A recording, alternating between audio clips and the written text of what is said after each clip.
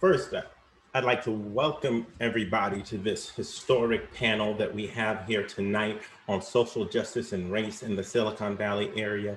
It is my distinguished pleasure to be the co-host with Professor Allyson Hobbs from Stanford. I want you to really understand that tonight is truly historic. We have the mayors from East Palo Alto, and Menlo Park with us. We have a new generation of leaders in the building that have done some amazing social justice work in this area, and we're excited to hear them. Along with that, we have some sage voices that have had their hand to the plow, working the social justice for a long time. And we have some dedicated public servants and two of the police chiefs, both from East Palo Alto and Palo Alto, that have been progressive in moving forward. Today, I want to turn this over right now to my co-host, Allyson, as she will start introducing our panelists for you. Hi, my name is Allyson Hobbs. Good evening. It's such a pleasure to be here, such an honor to be part of this panel and to co-host with Pastor Smith. My name is Allyson Hobbs, and I am a professor at Stanford University in the history department, and I'm also the director of African and African American studies. I want to give Pastor Smith a chance to introduce himself, and then we'll ask all of our panelists to introduce themselves. Well, I am the Reverend Kaloma Smith. I am the pastor of the University African Methodist Episcopal Zion Church. We are the oldest historically Black church in this area. We are only 102 years old. I also have the role of the chair of the Human Relations Commission for the city of Palo Alto. It's just a great pleasure to be the moderator for this distinguished group of individuals. Wonderful. So before we get started with our questions, why don't we have the panelists introduce themselves? So why don't we start with Regina Wallace-Jones? So I'm Regina Wallace-Jones, mayor of the city of East Palo Alto. Most people know, but I will state for the record that we are a majority community of color. So for us, we would not survive without a productive partnership with law enforcement. And we believe that over the last several decades of our incorporation and growth as a city, that we have created just that. When I think about everything from our beat meetings to our national night out to that we do every year, to the way that our police force even works with protesters to help them plan and support and be supportive in peaceful protests, I think we've got a lot to learn from. And when I look across all of the cities that are here, we've got problems to work on together. So I think we see ourselves as certainly a city that is still learning. Every city is learning, no city is perfect, but also a city that is walking into this conversation with open arms, locked arms with the cities that are also represented here, and open to problem solving together. And I also hope to learn a lot from the individuals that have joined this Zoom as participants, so that we can get really focused on the things that we collectively care about and that we need to solve in this local ecosystem. Thank you, and excited for tonight. Thank you so much, Mayor Wallace-Jones. Could we now have Mayor Adrian Fine introduce himself? Thank you so much. So Professor Hobbs, Reverend Smith, thank you for hosting this and moderating, and to Midpen Media Center, I really appreciate you guys streaming this and getting the word out. I'm Adrian Fine. I'm the mayor of Palo Alto. I was born and raised in this community, truly love Palo Alto and our peninsula region. You know, Palo Alto's been around for 126 years. Happy birthday, East Palo Alto today. You know, we are a community of educated and successful people, but we've got our problems. And whether it comes to policing or housing, transit equity, or accessibility to some of our spaces in Palo Alto, notably Foothill Park, Palo Alto has a lot of work to do. And this has been a year unlike any other, but I'm really glad we're having this panel tonight, because I think it's important to listen and to learn and to focus on how we make a more just society for everyone. That's what this country is about. Wonderful. Thank you so much, Mayor Fine. We have two brilliant youth leaders on the call tonight, and I'd love it if they could introduce themselves, Allende and Nyla. Hello, my name is Nyla Shote, and I'm one of the youth panelists today. I'm known as being the organizer of the Milpitas Times Black Lives Matter protest. I came into the protest thinking that we would have maybe 50 people, mostly my friends and family, coming, but it ended up being a huge event that had around 5,000 people. We're still getting different numbers, but at least 5,000 people ended up showing up, and it was just such an amazing and impactful experience. I'm also the founder of the nonprofit My Roots Are Rich. The goal of my nonprofit is to empower, inspire, and educate people about the rich history of African Americans and their contributions to America. So I'm just so thankful for Midpen Media Center for inviting me to be here today, and I'm looking forward to our conversation. Hello, my name is Allende Olukotun. I am an alum of Menlo School, and I'm going to Pomona College in the fall, and I was a co-organizer of the June 6th protest in Palo Alto, attended by Representative Anna Eshoo and a lot of our local representatives and politicians, for which I'm very grateful for.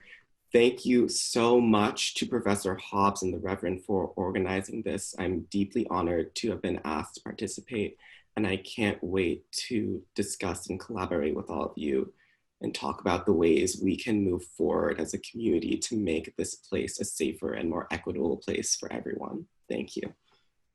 Thank you. I'd love for the mayor of Menlo Park, Cecilia Taylor, to introduce herself. Thank you. And I am grateful to be invited to this wonderful event. Professor Hobbs, I had the pleasure of listening to you earlier today at your event. Thank you for that. And thank you to Midpen Media for inviting me. My name is Cecilia Taylor. I am the first elected representative for my community in almost 40 years. So it brings me to striving for parity for my community, a community that's been underrepresented and under-resourced, and also we have the highest population in the smallest area of the city of Menlo Park. And so my work is definitely done practically every day. I had the pleasure of participating in the Palo Alto protest, which for me, my great-grandmother bought her first property in 1937 in the city of Palo Alto on the street where only Black people can buy homes, 5th Avenue. My grandfather bought a house in East Palo Alto. My mother bought a house in Menlo Park. So my roots are definitely connected to all of the leadership here. And I'm very grateful for our youth and their participation and their leadership. And I'm looking forward to having a dialogue with everyone. Thank you. Thank you so much, Mayor Taylor. Could I now ask Pastor Paul Baines to introduce himself? I first want to thank Jesse Norfleet, the organizer of this event from Midpen Media Center, and of course Stan, and then of course our gracious host, Reverend Smith and Professor Hobbs, and all the extinguished guests. My name is Pastor Paul Baines. Been in the community since 1961. Pastor a church called St. Samuel Church of God in Christ, about 60 years old.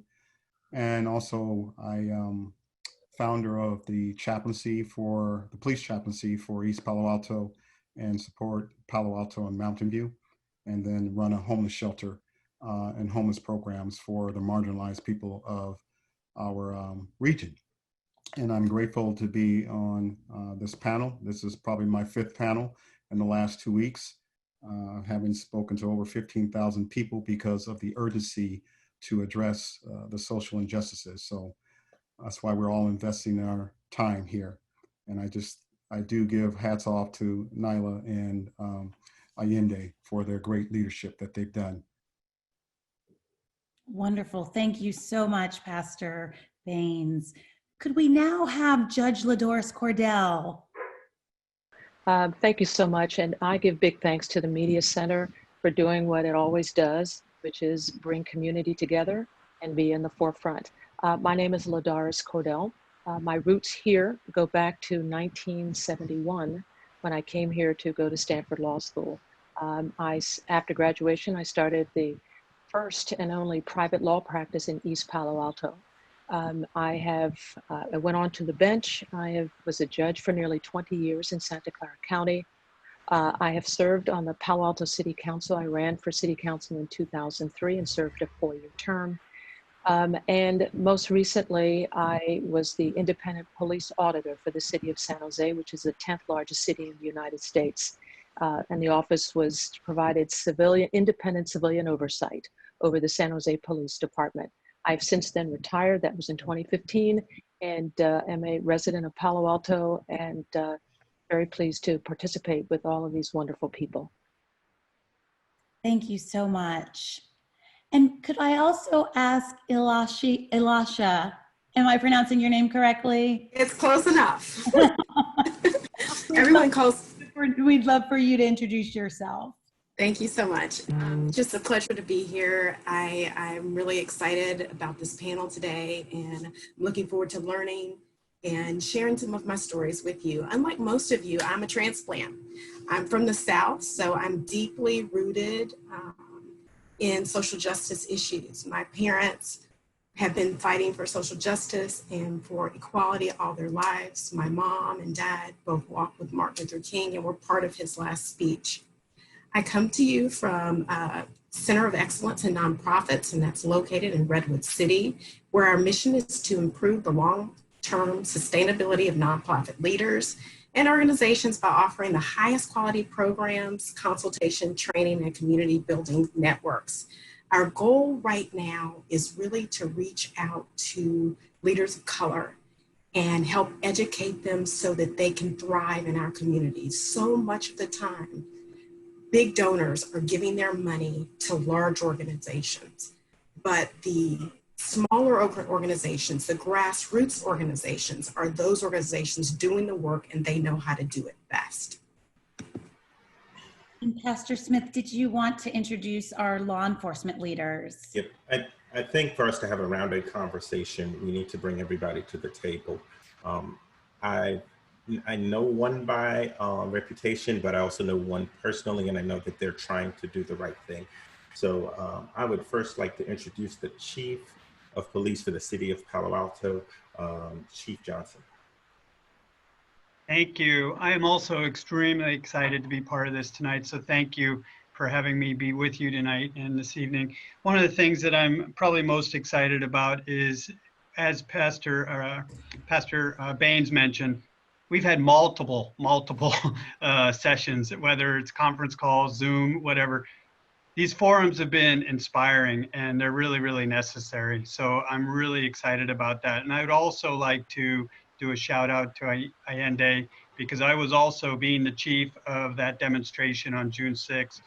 There was a little tinge of concern, to be honest with you, from the standpoint of the size that we were hearing. And it was probably the most well-organized demonstration I've seen in my entire career, and my career spans from Los Angeles to Menlo Park and now to Palo Alto, where I've been the chief for the past 2 years. So I would consider myself the newest one on the block to this group as far as the relationship goes with Palo Alto, but I was the chief of Menlo Park for 5 years, and vast majority of my career was in Los Angeles. And throughout my career, community policing and engagement has been a priority. And that's why I'm so excited, because I think engagement right now is very, very necessary, and the energy is there to sustain it. So again, Allende, thank you for coordinating that. I think it was a powerful moment and a very big stepping stone for this city. And I know all our officers appreciated being part of that, because it was extremely peaceful and very, very well done. So thank you. Thank you. I truly appreciate that. And somebody who is spoken about very highly in our area, the distinguished Chief of Police from the City of East Palo Alto, Chief Pardini. Good evening. Thank you. I'm very excited to be here. And, you know, it's a little snapshot about me is was raised in San Francisco, started as a police officer there, served with SFPD for 32 years. When I had won the lottery and was offered the job with Chief of Police in East Palo Alto. And so it's been a fabulous time. I enjoy working with the community. I love that the community is not afraid to speak out. And so we've established a really good dialogue, and people are not afraid to give me a call. I think my challenge that's troubling me most is trying to maintain the relationships when we're having to do everything remotely, because I like to go out and walk the neighborhoods and run into people in their front yards and meet them and find out what's going on, and that one-on-one experience. So there's a little snapshot about me, and thank you for inviting me to be here tonight. Well, we are really grateful to each and every one of you for taking time out of your evening to be with us. The goal of the center here is to make this as interactive as possible.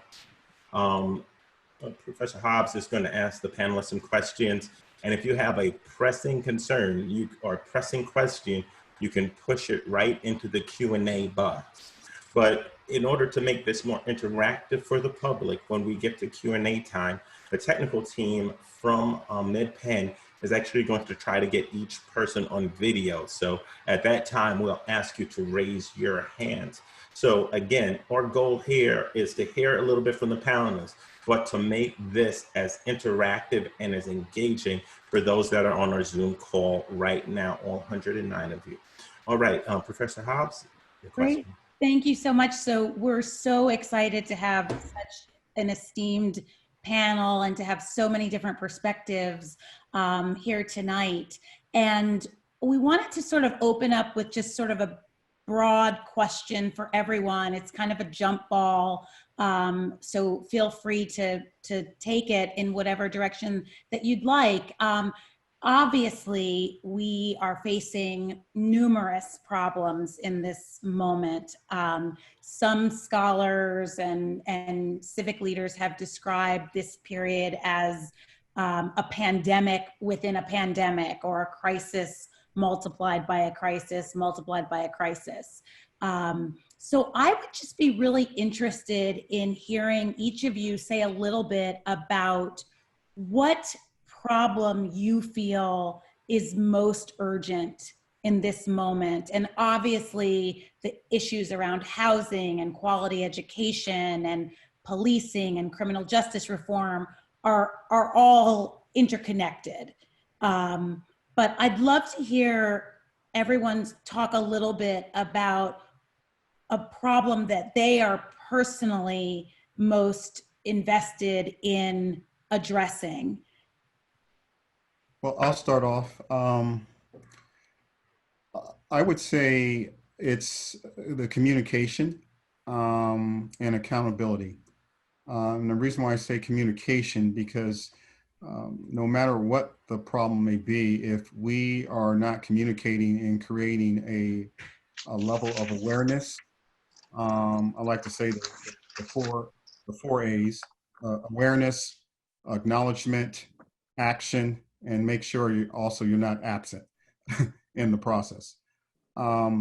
If we're not able to have these courageous conversations about the systemic, the institutional racism that has plagued our great country for 400 years, then we're always going to be at odds. We're always going to have a stereotypical perspective of what the other person is or is not doing. And so I think communication is the key point of being able to have those courageous conversations. What our organization is doing, we are meeting with leaders, Congress people, mayors, police chief, the youth, and we're having these conversations, and we're having candid conversations on how do we create on-ramps and a pathway forward to address some of these inequities, the biases that are going on and plaguing our great country. So that would be my response.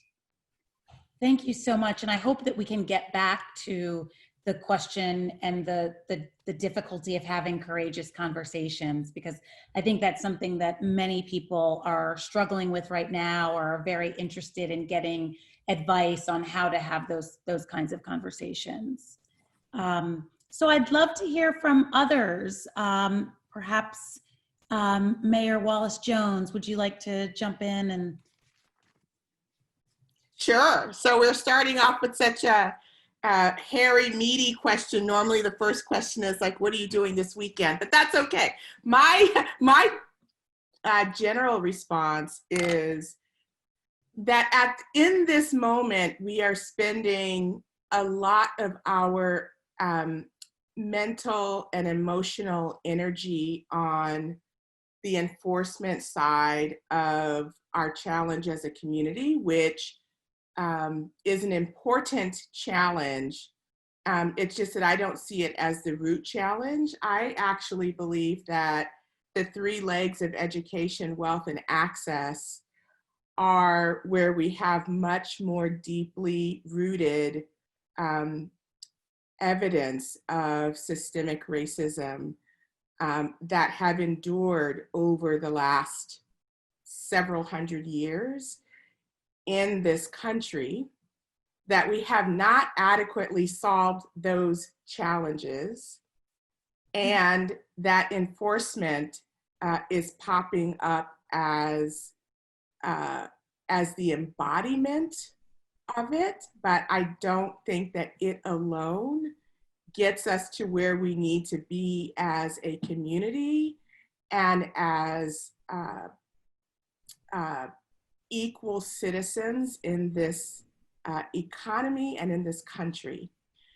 So in East Palo Alto, I would say that we actually spend much more time engaging on these issues and these sort of in our spheres of influence as elected officials, as city staff members, as nonprofit organizations, as as educators, that this is where we're really trying to rebalance the scales of equity and access and justice.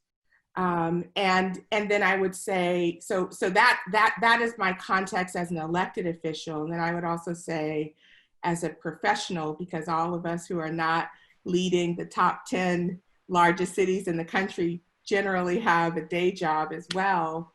That part of that for me is helping to make sure that we are positioning ourselves to both engage in and be well received inside of the regional economy that is surrounding us. And so for me, that is a tech economy. And my general observation is that while we are participating, we can be participating at rates that are much higher, that we have a responsibility to remind all of our corporate citizens that are operating in this area that we are here too. And we've had some very fruitful discussions recently in that regard. And we also have some responsibility to prepare to be participants in that. And there are some obligations that many institutions have to the city and that we have to ourselves to make sure that we've got readiness. So I do think that we've got a big hairball here, and that there's much work that all of us can be doing to peel away at one or many of these legs. But I also think that enforcement is just a part of it, that there are many more things that we should be tackling. Thank you so much for your answer. I want to maybe shift the question a little bit, and everyone should feel free to come back to that if you want to talk about a particular issue that you feel is most urgent right now. But I'd love to kind of probe a little bit more on systemic racism, because I think that there are perhaps people who may feel that systemic racism is a thing of the past, that systemic racism was solved during the 1960s with the legislation was when legislation was passed. And so I'd love to hear some of the panelists just talk a little bit about how you would explain the kind of ongoing problem of systemic racism. What is systemic racism? What does that mean? And how does that actually affect the lives of individuals in our communities? Judge Cordell, you just have to unmute yourself, but I would love to hear what you have to say on this. Thank you so much. I'd like to address both of the questions and do them very, very quickly. on systemic racism. In my mind, systemic racism is white supremacy. I mean, if I be very blunt about it, it is white supremacy.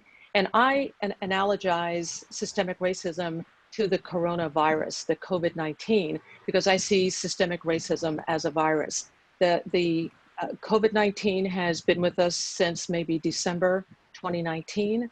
The systemic racism virus has been with us since 1619, 401 years, to permeate every institution in this country, every institution.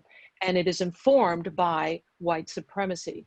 So when people say, you know, where I work or where I ply my trade, there's no racism, they're either in denial or they are, and this is a symptom of the COVID, and it's a symptom of systemic racism, then they're asymptomatic, meaning you have it, but you don't know you have it.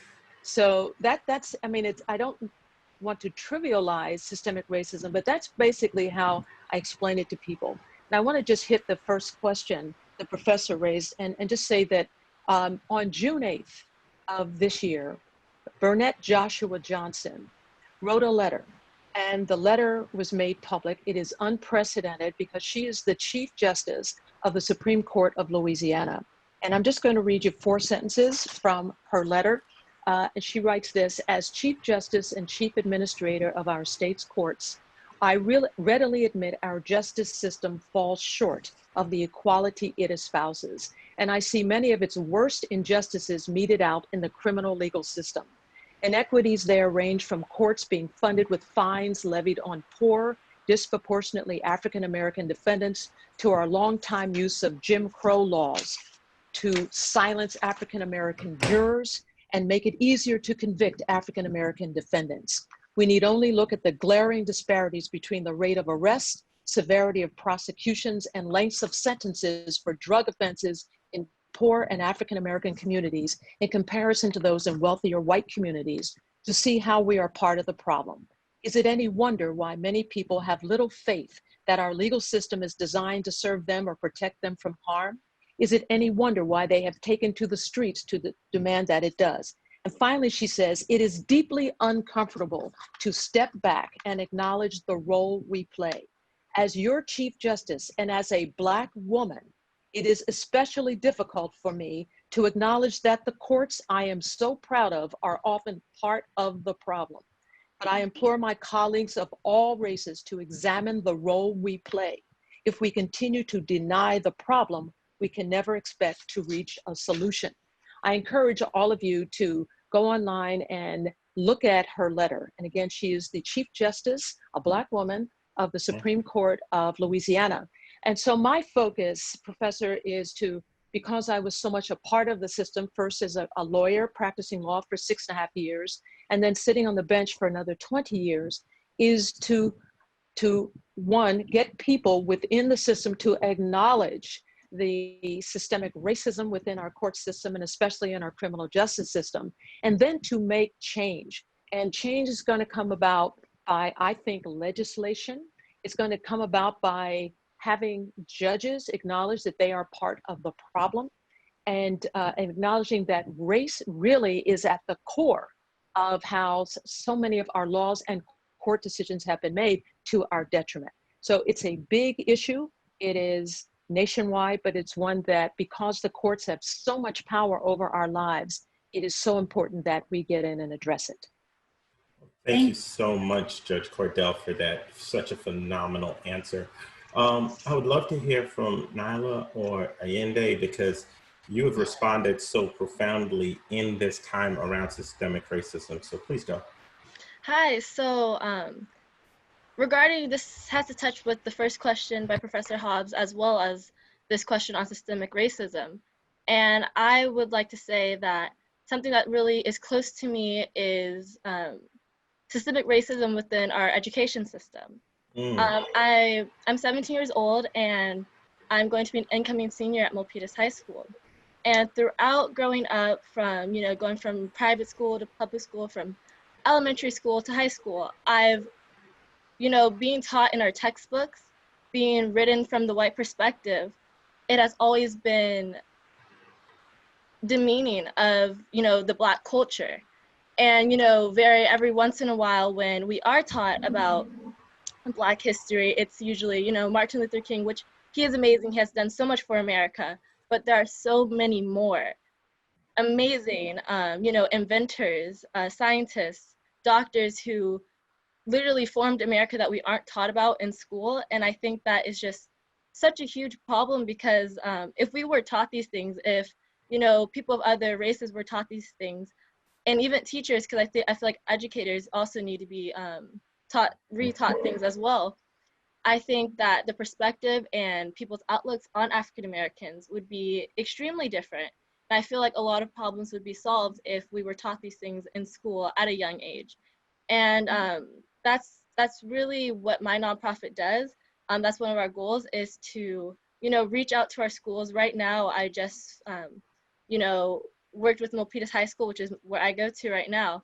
And with my principal, we're already revising, you know, what books that were taught in English class, because a lot of the times the books that we read either have the N-word, which influences everyone in the classroom, like, oh, okay, I guess since my teacher can say it in this book, you know, I can say it as well. And that was like one of the huge things that had me start this nonprofit, was because I was like, why are teachers saying this word? Because it's only influencing the students to also say it as well. If it's okay for a teacher to say it, so it's also okay for me.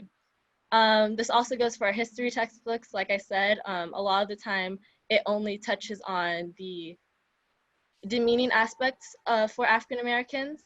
You know, we're taught about slavery, but there's so much more history to us than just slavery. You know, we weren't born during slavery, you know, like we go back thousands of years, and we're not taught that we are kings and queens. We're not taught that Africa is full of diamonds and gold and things like that. And that just has to do with systemic racism.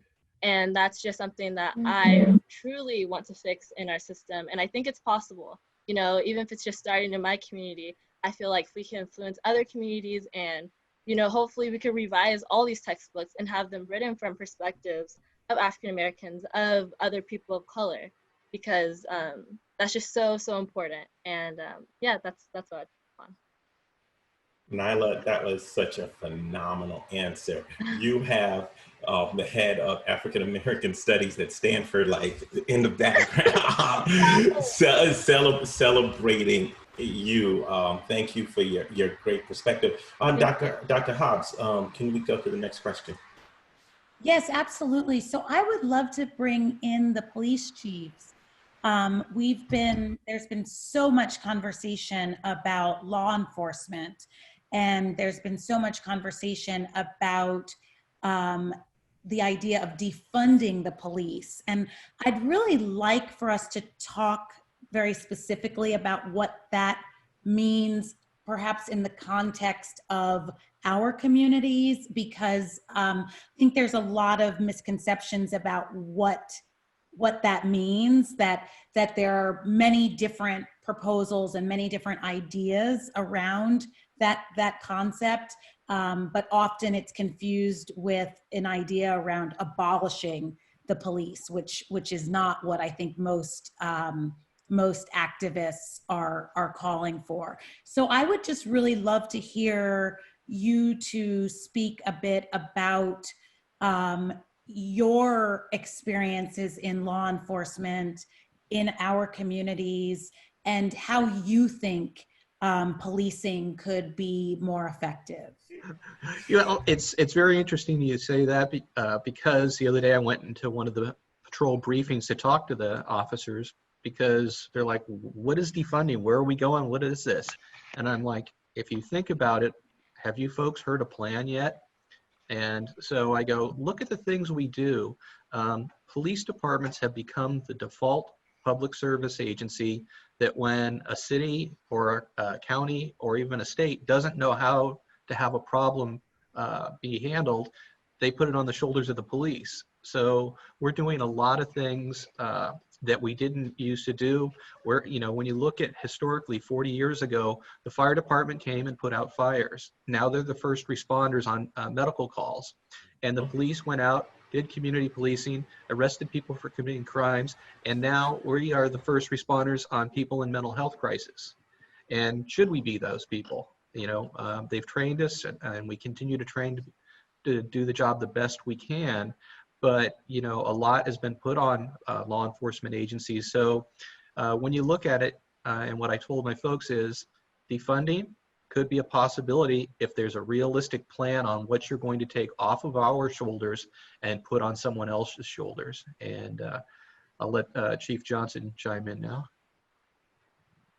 Yeah, just to kind of expand on what Al shared on that, is that I think, yes, for us in Menlo Park, East Palo Alto, and well, I can't speak for Menlo Park, but I would safely say for this region, I don't think defunding the police really means abolishing the police. I think it is really reallocating those resources or those funds to some of the social service programs. And I think, you know, it's interesting because in Palo Alto has always been pretty progressive city, looking to do some of those things and have a lot of those mechanisms in place. And one of the things that we've been working on regarding the mental health issue is to develop a psychological evaluation response team, a PERT team. And that's something that's been in the works, began before I even arrived here. And that's something in collaboration with the Santa Clara Department of Behavioral Health Services. And that model would look to have a clinician, mental health clinician, in a car with a police officer or a community service officer of some sort. Those still need to be worked out. But then that group, those two individuals could respond to these issues instead of sworn police officers responding to every one of them, and be able to provide those individuals and family members with the resources they really need to address it. Because we do respond to a lot of those types of calls.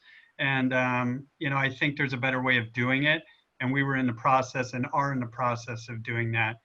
In Palo Alto, we were one of the first cities, I think, to kind of go through the budget reduction process as far as approving their budget.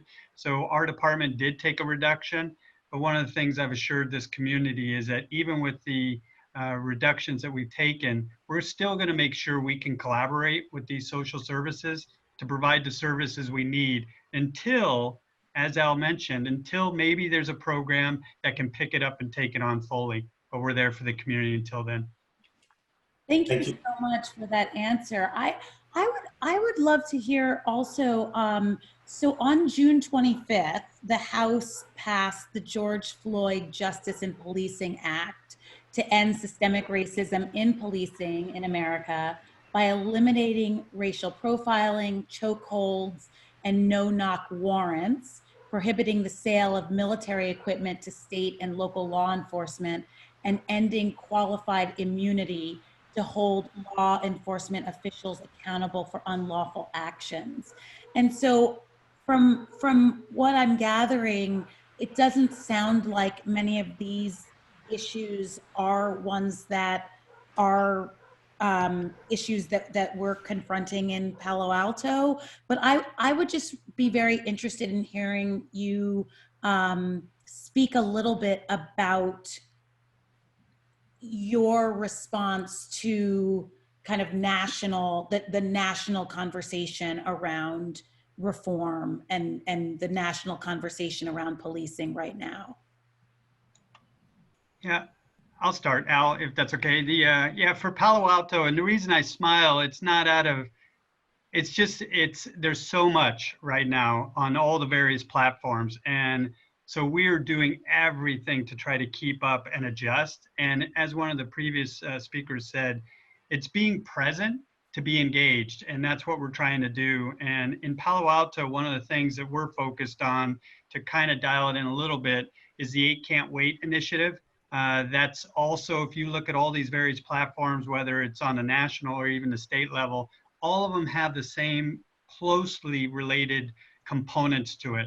So your first point on the carotid or the chokehold, that's something that almost all agencies in the state of California are now removing from their policy. It's something that's being advocated on the state level. We took it out of our policy for the city of Palo Alto on June 9th, extracted it so it's no longer prohibited. We've also started looking at all of these platforms to see where we can enhance our policies.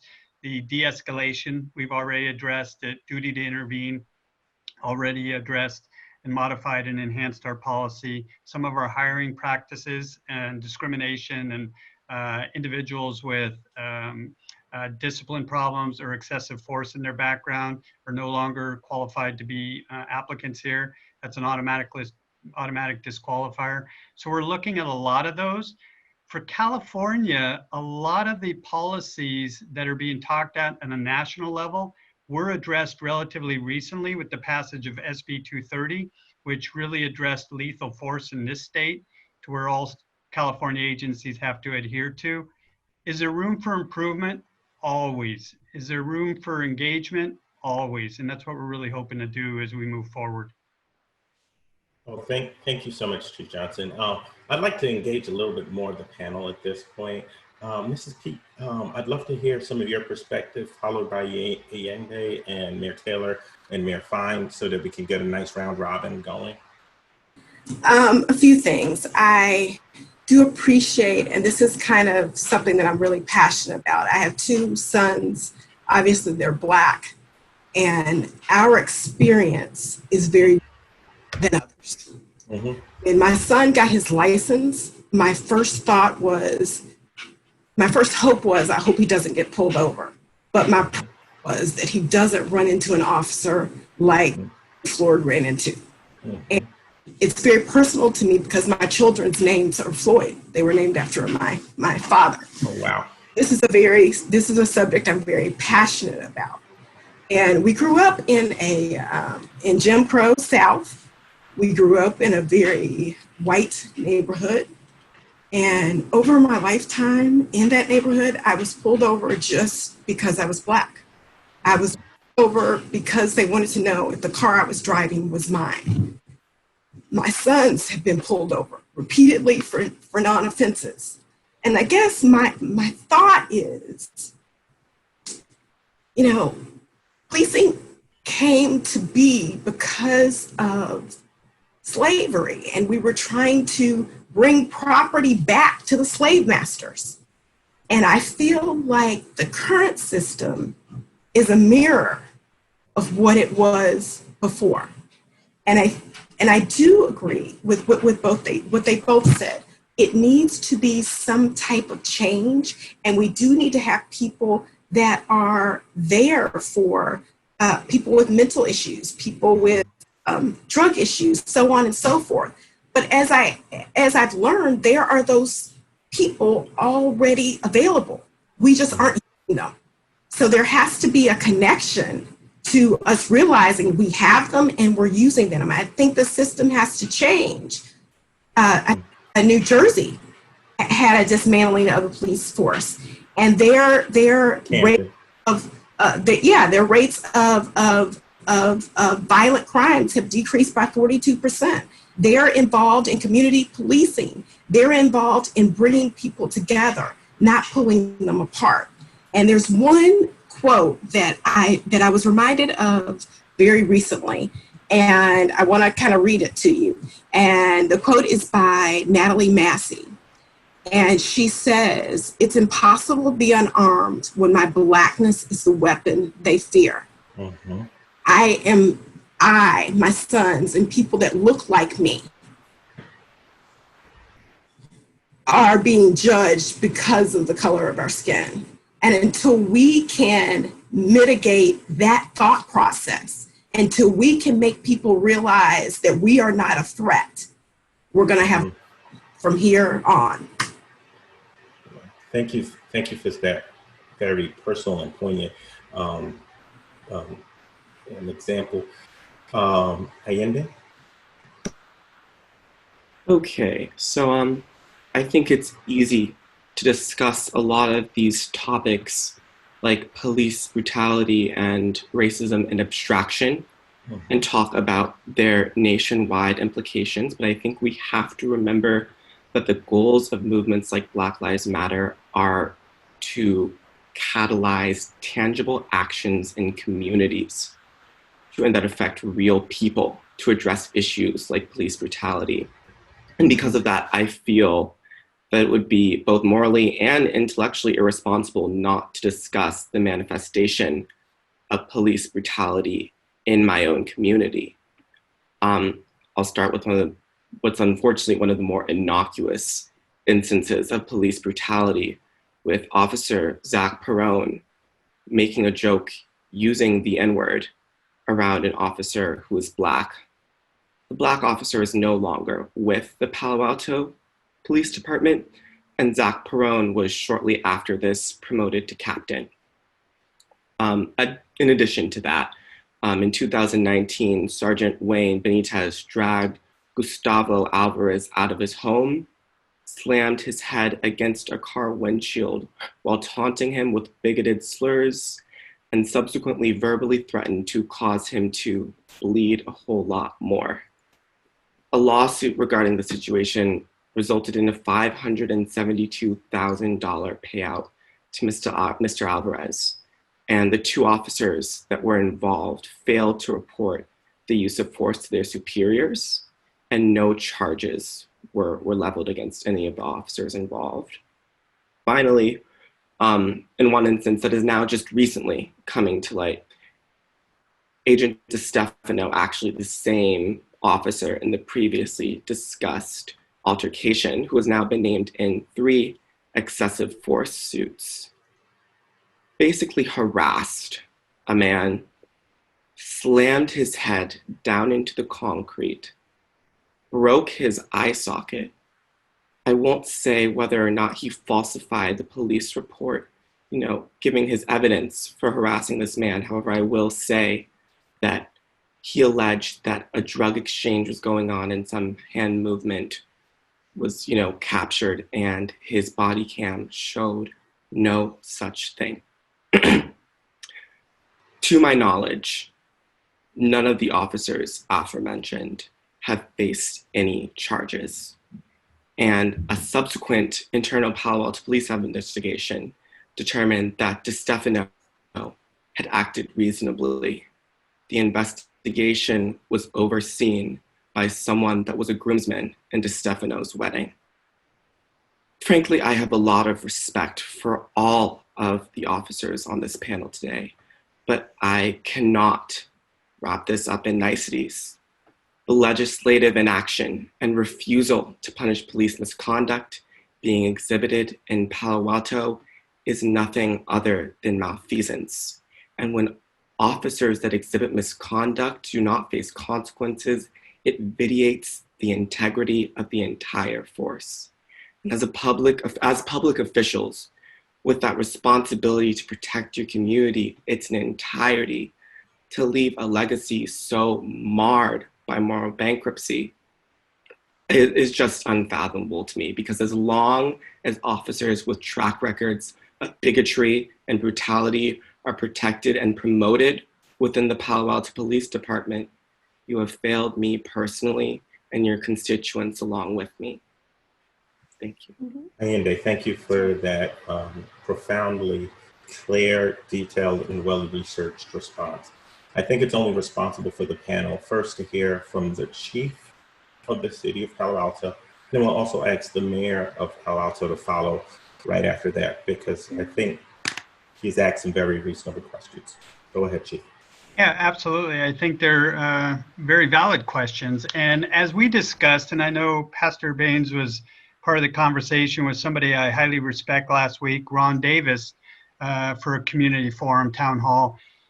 These systems, these structures that are in place have been in place well before I ever became a police officer. They've been in place for decades, and they've really have to be changed. I'm not taking a position that they don't need change. The structures in place make it very, very challenging for officials to hold people accountable to the community's expectation. And the rules of the game are so tangled that, the systems have changed in the community, meaning you get access to information through various social media platforms. Somebody can put out information, any information, and it's allowed to be shared, to where our hands are somewhat tied, because we cannot put out information regarding ongoing investigations. And all of the incidents that you mentioned, Ayende, are actively being investigated still. So here I am sitting in front of you tonight, not being able to comment on any of those investigations or comment in response to those. And that's part of the problem with the structure. And I think that's one of the things that we're looking to change. And I said it last week in a public forum. There's no chief that I've ever met that wants to rehire somebody that they've held accountable for something egregious. I've had to, unfortunately, and for good cause, fire officers. And very often those officers get their jobs back through arbitration. And that's a very tough pill to swallow. So we have to change the system of accountability, which I do think will be done through legislation. And as mentioned in one of the town halls previously, is the time is now to do these things. The energy is here. That's why I'm excited about it, because I think there is room to build on this foundation that everybody, I think, agrees is fractured. And we can build a better house, but we have to do it together. So. Completely agree, because when officers that display such lack of regard for the law, it's not fair to the officers that have an intact moral compass and whose aspiration is truly to protect and serve their communities in their entirety. And it's not fair to those officers that come forward and then they're fired because not standing by the code. That's problematic as well. You know, if you don't mind, Reverend Smith, let me I end it. I think it's really important. One of the things, it takes time, right? We want to build a garden. We want a garden to flourish, and the seeds within that garden are going to vary. And the only ones that are really going to grow are the ones we nourish. And that takes time. And one of the things that I set forth from the day I walked into this building, I made very, very clear is respect. Respect everyone we come in contact with, respect the profession, and respect yourself. There's not an officer within this organization today, and especially one that I've hired, because I sit down with them individually and I make sure they understand my expectations. I'll put it, and this is going to sound kind of odd, but I make it very clear to the men and women in this organization and every organization that I've led, I'm not their mother, I'm not their father, and I'm not their babysitter. I hold very, very high expectations because of the authority that's granted to each and every one of them. So if they choose to do something outside those expectations, I'm going to hold them accountable. And that's all I can say about it for right now. Can I want to take a quick thing. We would be neglect in talking about systemic racism without talking about the fact that we live in communities, and I know the statistics because of certain things I'm doing, that 70% of the phone calls that police get in Palo Alto are from people in the community that see suspicious people standing there. Or you'll clear up the number, but we have people in our communities that are using the police to target Black and brown people. The police have their own thing they have to work on, but we got to call a spade, that there are people that when they see people like Mrs. Pete's son, they're calling police on them just because they're walking in their neighborhood. And if we don't call that spade right now, the police have their own work. I'm not defending the police, but we also have to hold our communities accountable, because we can make every change to the police department right now. And if people are going to police Black and brown bodies for every fault just because they're walking down the street, I think that's okay, let me not get started. They're fine. Thank you, Reverend. So you're absolutely right. That spade does need to be called a spade.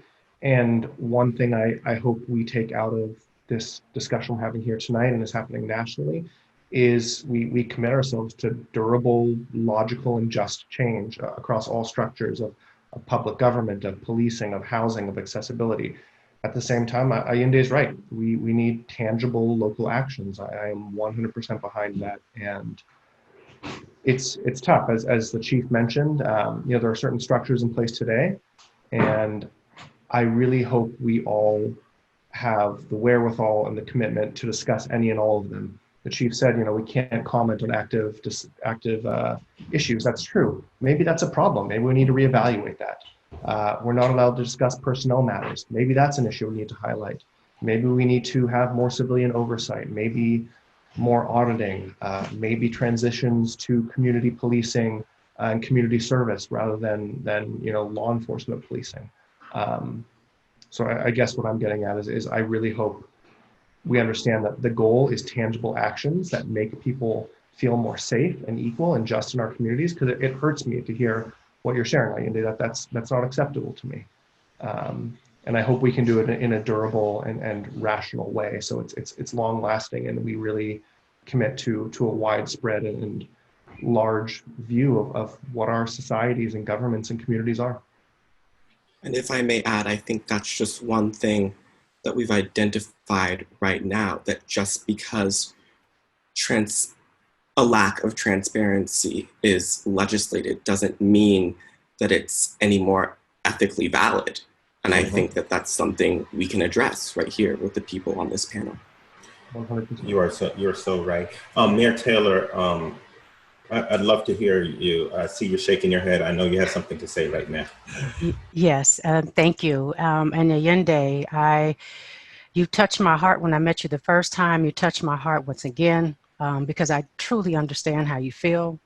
I believe my goal is to tear down the system that was never designed to include me or my community. It's not working. And we keep trying to make it work, but it's not working at all. Social justice and public policy is something that has to be included. It has to be the foundation, and there can't be any excuses about it.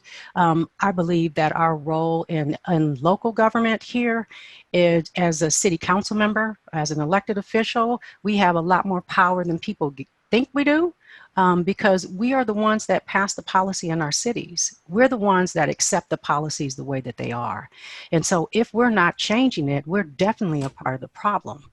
And for me, I hold myself accountable to that. And if I cannot change it on my own, which I know, I have 4 other council members that I need to be talking to, and also my community needs to be talking to make sure that we're changing that. This is a historical problem. It didn't just start yesterday. It didn't start in June.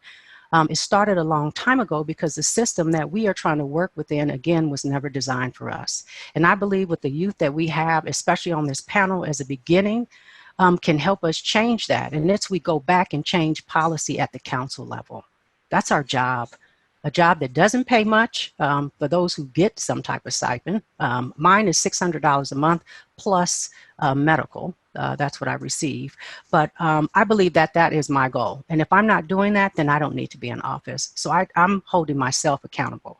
My leadership includes integrity, transparency, accountability, and inclusion in everything that I do. So I'm holding myself accountable. And Ayinde, I'm not sure if you're still in Menlo Park, but even if you're not, you are welcome here. Anybody on this call, I look forward to your inclusion to help us create policy that reflects the needs of the community that has been left out. Thank you so much for your answer, Mayor Taylor. I would love to hear what Judge Cordell has to say on this issue. I want to just answer a question that's come up on the Q&A from one of our attendees, which is about the history of the police, which is something that goes back to what Illy said about the history and the connections with slavery. So if we study the history of policing, the police really began, the kind of modern system of policing began as a way of controlling the enslaved population. So when we hear people talk about that history and that connection, that is what they are referring to, that policing began as a way of doing the awful work of protecting what was considered to be the property of Southern enslavers. So that's where that connection began. Illy, does that sort of speak to what you were saying? That was just something that someone asked about, the kind of history of the police as being really like a slave patrol. That's exactly what they were. They brought slaves back when they ran away. When slaves were freed, they arrested them because they couldn't get jobs because they wouldn't give them jobs.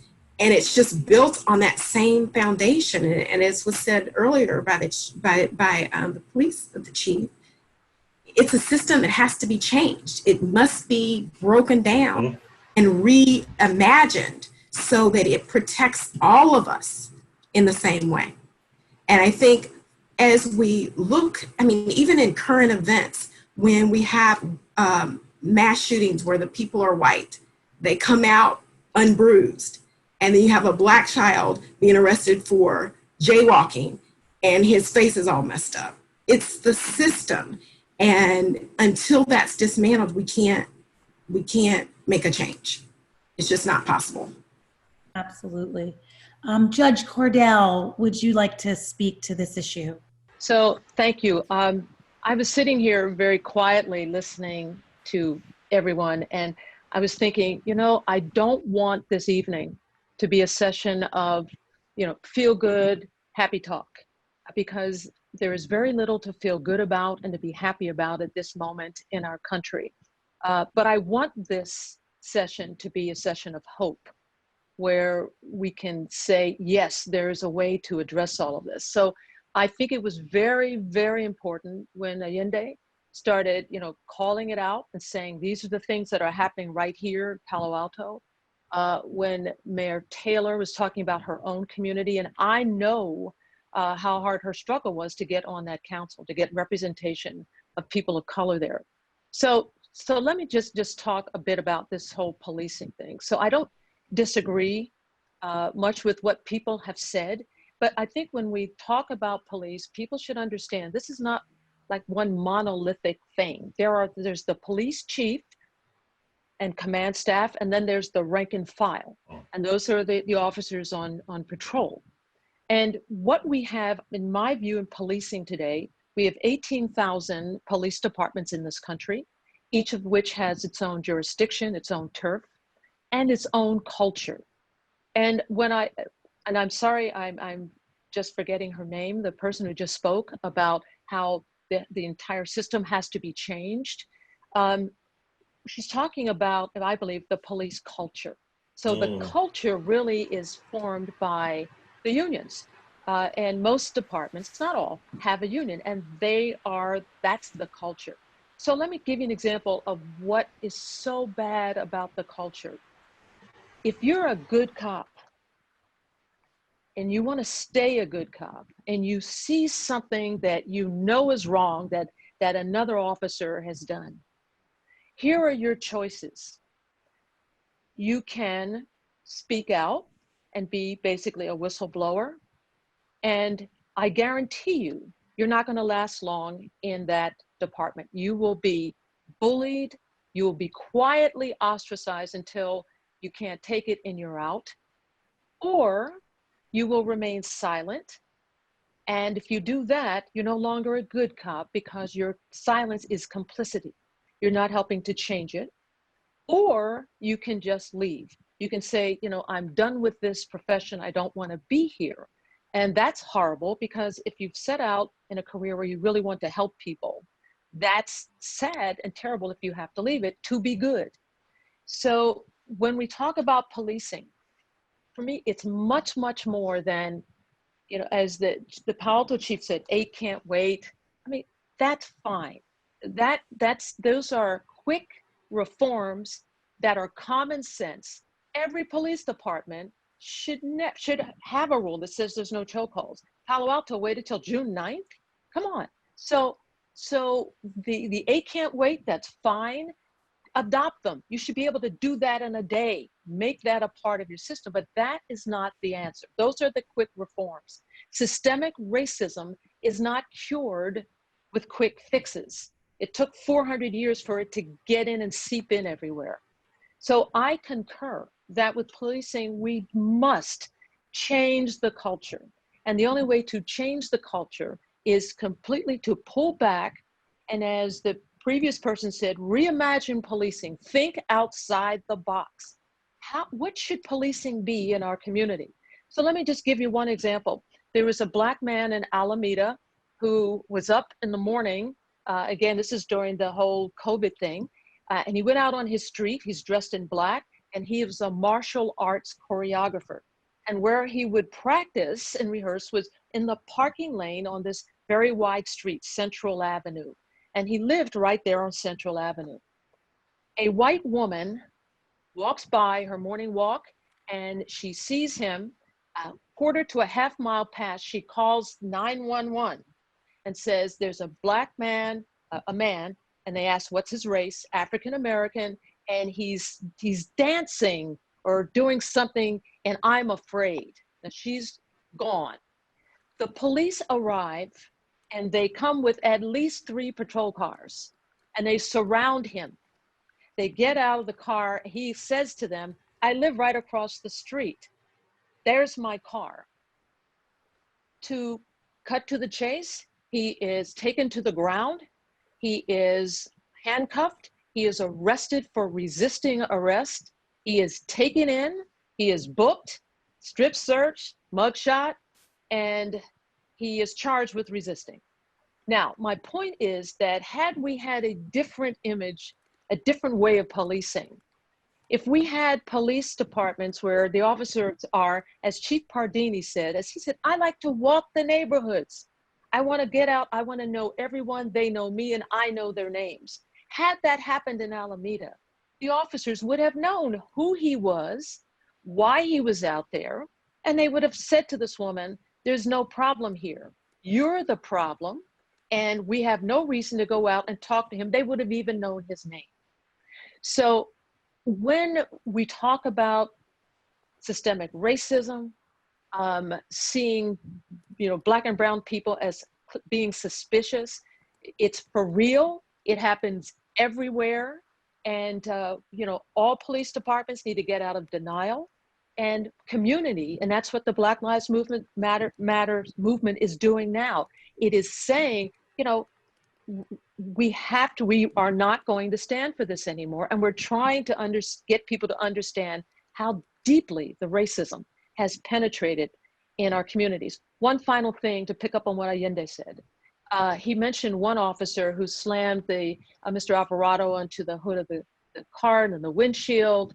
That officer also made a homophobic remark, which the other officers around him laughed at. And the officer who did this was the supervising officer. So they're looking to him as the person on whom to model their behavior. That officer didn't get fired. That officer was permitted to resign and have all of his benefits. So what message does that send to community about what happens when you're on camera and seeing someone engaging in this kind of violent and homophobic behavior, where they're told, you had to go, but you get to go, resign, take all your benefits with you? That's the problem. Wow. Judge Cordell, thank you. And, she speaks from a level of expertise because of her in-depth work with the San Jose Police. Deshaun asked a question in the Q&A box, and I want to throw this out to the officials from the city of East Palo Alto. He asked, what has the city done in light of the Black Lives Matter movement as far as reform? And how does this look in 10 years for Black and brown bodies walking around that city? We have the mayor, chief of police, and also one of the elder statesmen of that city, Pastor Baines, here. So I'd love to hear from each of you. Let's start with the mayor, then we'll go to the chief. Sure thing. So we, as a city and as a council, are going to be hosting a town hall on 7/9, so right after the 4th of July, with our residents to dig a little bit deeper into overall sentiment. So far, we've heard a couple of things. One is that the portion of our community that is directly aligned and adjacent to Menlo Park, there are many residents there that are feeling quite over-policed just because there are many more police officers in the Menlo Park Police Force than we have in East Palo Alto. And right at that border, there is some spillover engagement that we're not exactly used to in EPA with our 34-person police force. We've also heard some reports of feeling watched, followed, and experiencing ill treatment in the city of Palo Alto. Now, this does not make East Palo Alto immune from the possibility of brutality. In fact, when the city was incorporated, and I know many have mentioned our birthday today, but when the city was incorporated, those who were driving toward incorporation, one of the many things that they wanted at that time was our own police force, because when we were unincorporated, we were supported by the sheriff's department, and there was a lot more squirrely behavior that was occurring at that time that drove those who were really leading the incorporation to say, we want and need something different, and we can have that by being incorporated as a city. So over the years, and as I said when I opened up my remarks, the journey has not been a perfect journey. What I will say is that where we are now as a city is in a good place. I would never say it's perfect because there is no perfect. But what I also know is that we are a council that is all of color. And so when issues come up that smell like they are bending in this direction, we see and feel and experience them differently as council members, because we're not just seeing the lived experience of something that is happening outside of us. We are relating to the lived experiences that we, our families, and our forefathers have had. And we typically act quickly and with one voice when there is evidence of foul play in our force. And I think that the police chief would also attest to that. What I hope in our town hall that's coming up is to discover whether the signals that I have are truly consistent with the lived experiences of our residents. And if I find that there is a gap, I know that I and the rest of the council, along with the city staff, will act hastily act with haste to make sure that our residents are feeling supported, protected, and able to walk around in their skin, in their homes, feeling nothing but safe. Thank you so much for that. I wanted to ask another question about policing. And I would love to have Pastor Baines and Nyla, if you two would like to jump into the conversation. There was a recent article published in the New York Times on June 12th, and the title is, "Yes, We Mean Literally Abolish the Police." And at the end of the article, the author writes, quote, "When people, especially white people, consider a world without the police, they envision a society as violent as our current one, merely without law enforcement, and they shudder. As a society, we have been so indoctrinated with the idea that we solve problems by policing and caging people that many cannot imagine anything other than prisons and the police as solutions to violence and harm. People like me who want to abolish prisons and police, however, have a vision of a different society built on cooperation instead of individualism, on mutual aid instead of self-preservation. What would the country look like if it had billions of extra dollars to spend on housing, food, and education for all? This change in society wouldn't happen immediately, but the protests show that many people are ready to embrace a different vision of safety and justice." So one question that I want to ask there is such a divide racially when it comes to perceptions of policing. And I'm wondering how we can resolve that, or perhaps we cannot resolve that, but how can we kind of come to see things slightly more closely than what we currently do? I think this author is really painting a very stark picture in terms of the ways that white people see the police compared to Black people.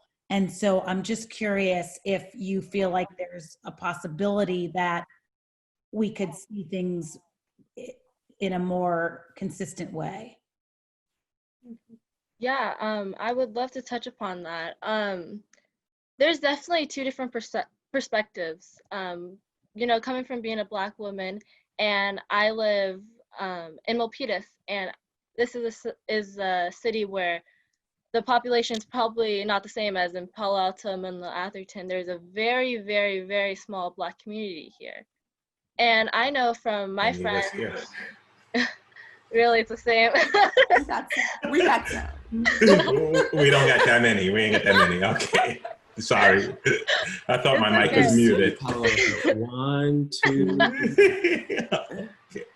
Well, it looks like we all have a very, very small number, but I can only speak from my perspective in my community, and it is just an extreme low amount. But I've grown up here, and I know from my friends, and they don't have the same perspective on police officers as myself and as my family. When I'm in trouble, if something happens, and you know, you're the first person you're always told to call growing up is 911. But you know, because of recent things I've seen, it is so hard to think to go to them for help, because you know, a lot of the times we're seeing that, like, if we're having a mental health crisis, if you know, anything, just like, you know, if anything happens, a lot of the cases we call them and somehow it gets turned on us. Somehow we end up getting arrested, you know, slammed on the ground. And it's scary. It's really scary when, you know, you don't have anyone to call for help. And I think that's a huge problem. And I think that's why a lot of people don't understand the Black Lives Matter movement, because when they see the police officers and when they call, they're not in that same fear that we are. You know, they're able to call and know that their, you know, lives aren't at risk. They know that they're calling and that they're most likely going to get helped. And I think, as Ayende said, we're not talking exactly to, you know, you really kind officers who are here talking with us right now, but, you know, before I met you guys on here, I had the same perspective. You know, it's hard for me to differentiate, you know, the good cop versus the bad cop. It's so hard, and it's so scary when it's literally you're putting your life at risk. And going back to, I believe it was an article that you read with abolishing the police as a whole, I think that, you know, when we march and when we say defund or abolish the police, it's because we want to implement something else, such we want to implement a plan. We want to implement a whole new system, because right now the system was built on racism. It was a slave patrol. Even if you look at, you know, the badges, they're literally the same shape as the slave patrols were back when those were a thing. And, you know, when something's built on such racism, it's so hard to not to just erase those backgrounds, which is why I believe when we say abolish the police, we want a whole new system that is built on justice, that is built on, you know, caring for people, for helping people, to the point that I'm not out of fear of my life when I call you for help, and that you're actually genuinely there for help. I think that's what some people don't understand when we say abolish the police, because obviously we need some sort of system to call when we need help. But we just currently believe that the system right now, because of its history, because of what we're seeing on a day-to-day basis of people of color, mainly Black people right now, being killed at the hands of police officers, it's just so hard to just trust that system. It's so hard for us to just think like, all right, let's just fix it. But right now, I personally feel like it's almost a system that we just need to totally abolish and rebuild from the ground up. And, you know, we want it to be a system that we could look back on and be like, this was built on justice. This was built on to help, to love, to protect, and build those connections with the community. And I think it's very possible. I think that so far we've already made a lot of protests have already made so many possibilities happen. It seems like, you know, abolishing the police or even just defunding the police is so far out of reach, but other communities have done it, which is why we're still currently protesting, because if one community can do it, it can influence other communities, and it needs to happen. I myself, through my nonprofit, we have reached out to the police department here in Milpitas, and we've had conversations about defunding, and, you know, right away it was kind of seen like, you know, that's not going to happen, it can't happen, because I believe Mr. Johnson, I believe I'm saying that correct, had said with their community that they are focusing on a mental health unit or something like that. I brought that up in my own community, and it's like, oh, you know, we already have all that on our plate, so like we don't need to defund, we don't need to, you know, really change. You know, we haven't had that many, we barely, you know, use fire within our own community, so, you know, like we're doing good, like we're doing great.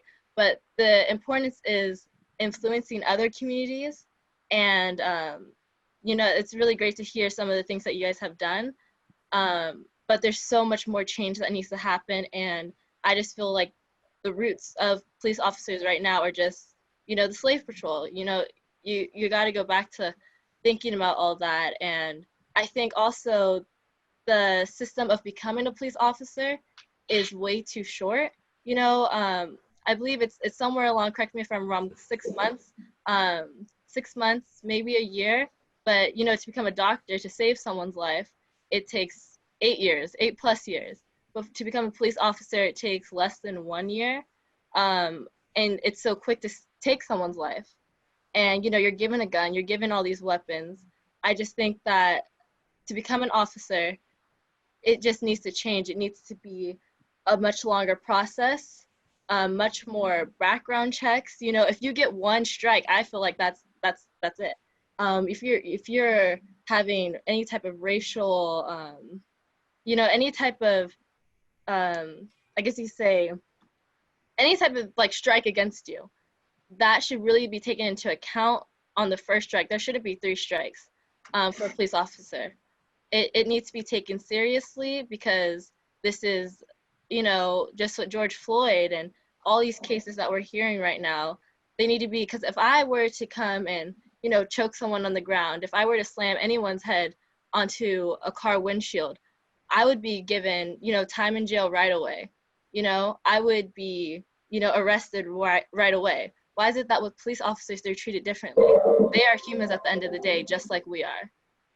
And, you know, just because they're wearing a uniform does not make them any different than us. And I just think that that's what we mean by abolish the police. That's what we mean by defunding the police. Thank you so much.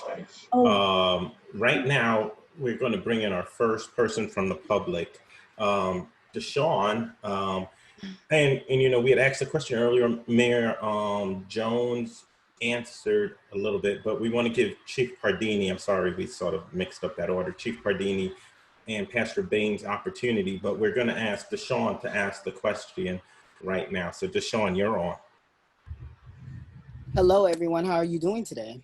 Hi, Deshawn. Very well, Deshawn. Hello. Hello. I should have known it was you. Yes, of course it would be me. Yes. So, again, the question that I was asking was pretty much what is the chief or who's ever what is going to be done for the residents of East Palo Alto? What changes are you making to the East Palo Alto police right now, so that 10 years, not even 10 years, 5 years from now, because I really don't expect it to take 100 years for the East Palo Alto police to make any changes that they know that have been wrong and anything that have done in the past? What changes are they going to make? Because I know the police, Palo Alto said that they've made changes. Really, they took off the chokehold. So what's been removed and what's going to change?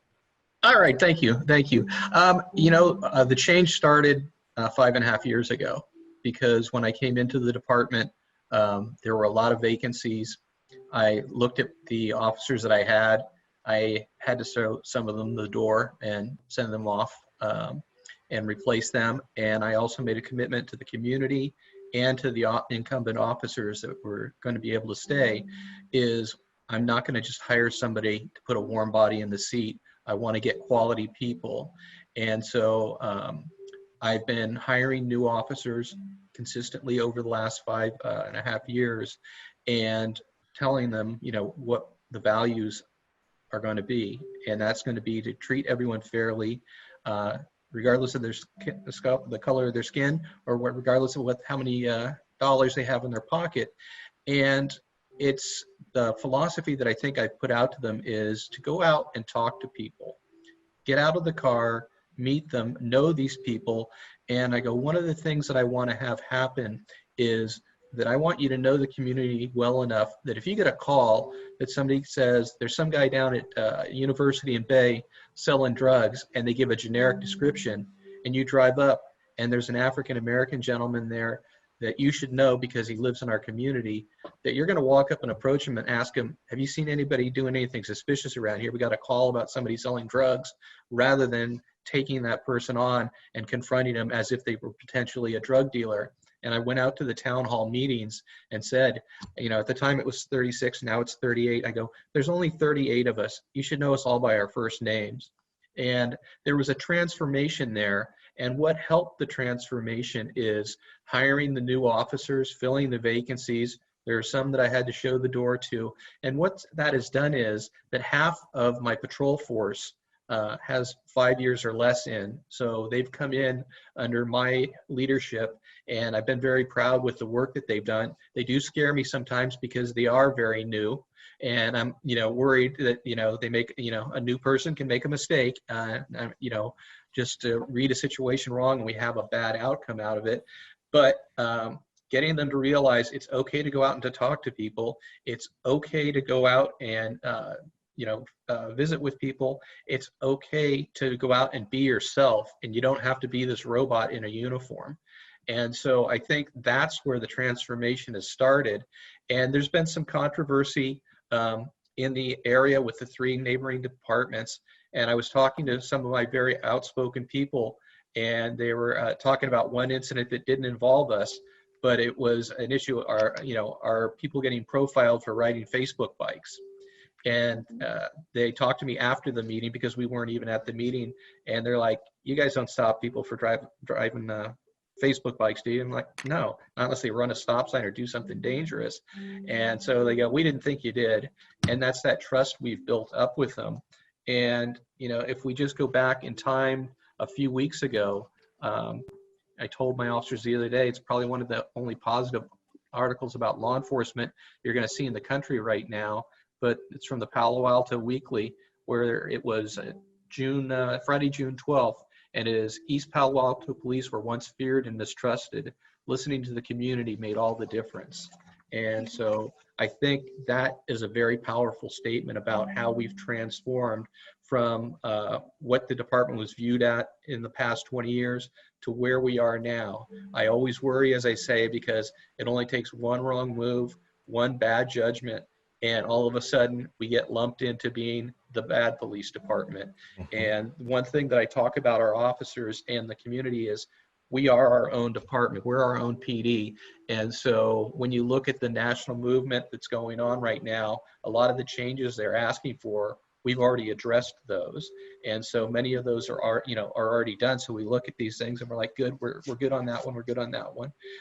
We don't agree on everything, but we try to be as inclusive with what the community is looking for their police department. We work for them. So the change is in progress. The change is never going to stop, because change is an evolution of the relationship between the community and the police department. And, we're going to have a bump in the road, and we're going to have to sit down and work it out. Excuse me. and make sure that we don't have that happen again. But we're working very hard to try and be a professional agency that's trusted by the community. Thank you so much, Chief Ardini. First of all, I just want to tell the public, please raise your hand. We want to get more interaction like Deshaun just had. I want Pastor Baines to answer Deshaun's question, and then we'll go back to Professor Hobbs. But please raise your hand. We want to bring in more public comment to this because we believe that you're an important part of this conversation. So just please raise your hand if you want, and we'll get you in queue to get on screen with us. Pastor Baines, can you please go? And then we'll go to Professor Hobbs. I think that's the order. Could you repeat the question? I want to make sure I'm on point. Deshaun, can you please repeat the question for us? Yes. So my question was, what has East Palo Alto, including the police department, has done in the light of since Black Lives Matter movement? What rules have been changed? What organizations have been brought in to ensure that our Black youth, and a lot of times we stuck on the boys, but did we forget about Breonna Taylor? No, we have to continue to say her name. So what I'm saying is, what have we done to make sure our young Black men and women are safe? What organizations have been brought in, and what changes should we expect to see as our residents expect to see, and what, you know what I'm saying, what community engagements are we going to do to make sure that there is no frisk when it comes to police, but instead we're willing to open up? So, and good question, Deshaun. As a person who grew up in between Palo Alto and East Palo Alto all my life, know where the bodies are buried, seeing the highs and the lows of both communities. East Palo Alto is a very unique city. It's unique because we are very diversified. As Mayor Jones said earlier, the whole city council are people of color. And so they have an insight that's different from non-people of color of what they have experienced. So they have that lived experience perspective that helps us to come together in a synergistic way and address the systemic issues that East Palo Alto faces. East Palo Alto has over 50 or 60 faith-based organizations and probably has over 300 nonprofit organizations that works within just a 2.5 square miles. And so we are resourced, but more importantly, we come together and we discuss our issues. The city council understands, everybody knows one another. You're not 66 degrees away from one another. You're a person or two. We were at one time, our family was the largest private employer in East Palo Alto. And so we know so many people in East Palo Alto that we grew up with because we actually employed them through our trucking business. That's the way East Palo Alto is. It's more of a family atmosphere. Now, one of the things, though, we also need to keep in perspective, though, as people were talking earlier, the system, in the words of Dr. Deming, we got to begin with the end in mind. The system in itself, and Ron said this just the other week, and I said it before myself, it's designed to do exactly what it's doing. And that is to protect the people it's protecting. And so until we redesign the system, we are going to be dealing with just a microcosm when you're talking about the police department. We have to look at what you said, I mean, not you said, but Ayunda said earlier, institutional racism. We have to look at the boardrooms of corporations. We have to look at the school districts. We have to look at the universities. You see, the police department is a microcosm of a much larger issue. And until we have the right policies in place to address those systemic, institutional, structural racism, however you want to classify it, we are, while it's still good, but we're not biting, we're just taking the low-hanging fruit, and we need to chop the whole tree down. I want to get back to the culture too that someone said. There is a culture within the police department, and then there's also a subculture. And no one hates a bad cop worse than the family that has been abused or the people that have been abused by that bad cop than a good cop. And we have to understand that there's two issues here. There's police brutality, and then there's racism. And they are not necessarily synonymous all the time. And we have to understand, how do we dismantle the culture that has permeated the systems, and not just look at one system, but the grand system of all. Otherwise, we won't be able to have the necessary traction to really address those systemic issues, because perception has become reality in a lot of people's minds. I was with Dr. Jennifer Oberhart a weekend ago. We were a bunch of leaders, and we were talking about this with other police departments, and the biases that has set up. Media has really perpetuated the stereotypical perspectives that people have, particularly of people of color. I mean, if you go back to even television, and I'm just giving you this as an example. We started off, you saw Fred Stanford, for those who knew that was Stanford and Son, okay? And you saw JJ, and how did they portray Black people? They portrayed us as the ghetto, the junk driver. But then came along George Jefferson. Then came along Bill Cosby, a doctor and a businessman. And see, and people have these perspectives of, oh no, Black people are not smart. Black people cannot be astronauts. Black people cannot be chiefs of police. Black people cannot be mayors, you know, but we're proving them wrong slowly but surely. And so we have to change the narrative on how people are looking at Black people and saying, we're not what the movies and the televisions portray us as pimps, prostitutes, and pushers. You know, we're doctors, we're lawyers, we're all of these things. We have to change the narrative. So I don't want to get too preachy on you. We need to change. We have to look at the bigger picture and look at all facets. I was getting the organ ready for you, Pastor Baines. I was about to get up and run around with you. The only thing you forgot to say is we're engineers. That's the only thing. We're that too. So we're grateful. Thank you so much, Deshaun, for plugging in. We're going to get some more community involvement here. First of all, we're going to hit in the Q&A. There's a phenomenal question there. Dr. Hobbs is going to pitch that out. And then we're going to bring in Henrietta Burrows to come in live. Then we have, I'm not going to mess your name up, brother. It starts with an O. I'll let you say it yourself, Pam and Adrian. So we're going to try to get as many questions in. So Professor Hobbs asked that question. We asked only one or two panelists to answer it, and then we'll start bringing in people from the public round robin. Thank you. Great. So perhaps we could direct this question to Mayor Taylor and Judge Cordell, and Mayor Fine, if you would like to answer this as well. The question is coming from an audience member, and it's a really excellent question about the problem of systemic racism among liberal whites. So essentially, what do we do? How do we address the problem of racism when it's sort of embedded in a person who perceives themselves as being anti-racist, who perhaps is not introspective, or perhaps is introspective, but still doesn't see the ways that they are still kind of engaging in behaviors and thinking that is perpetuating racism.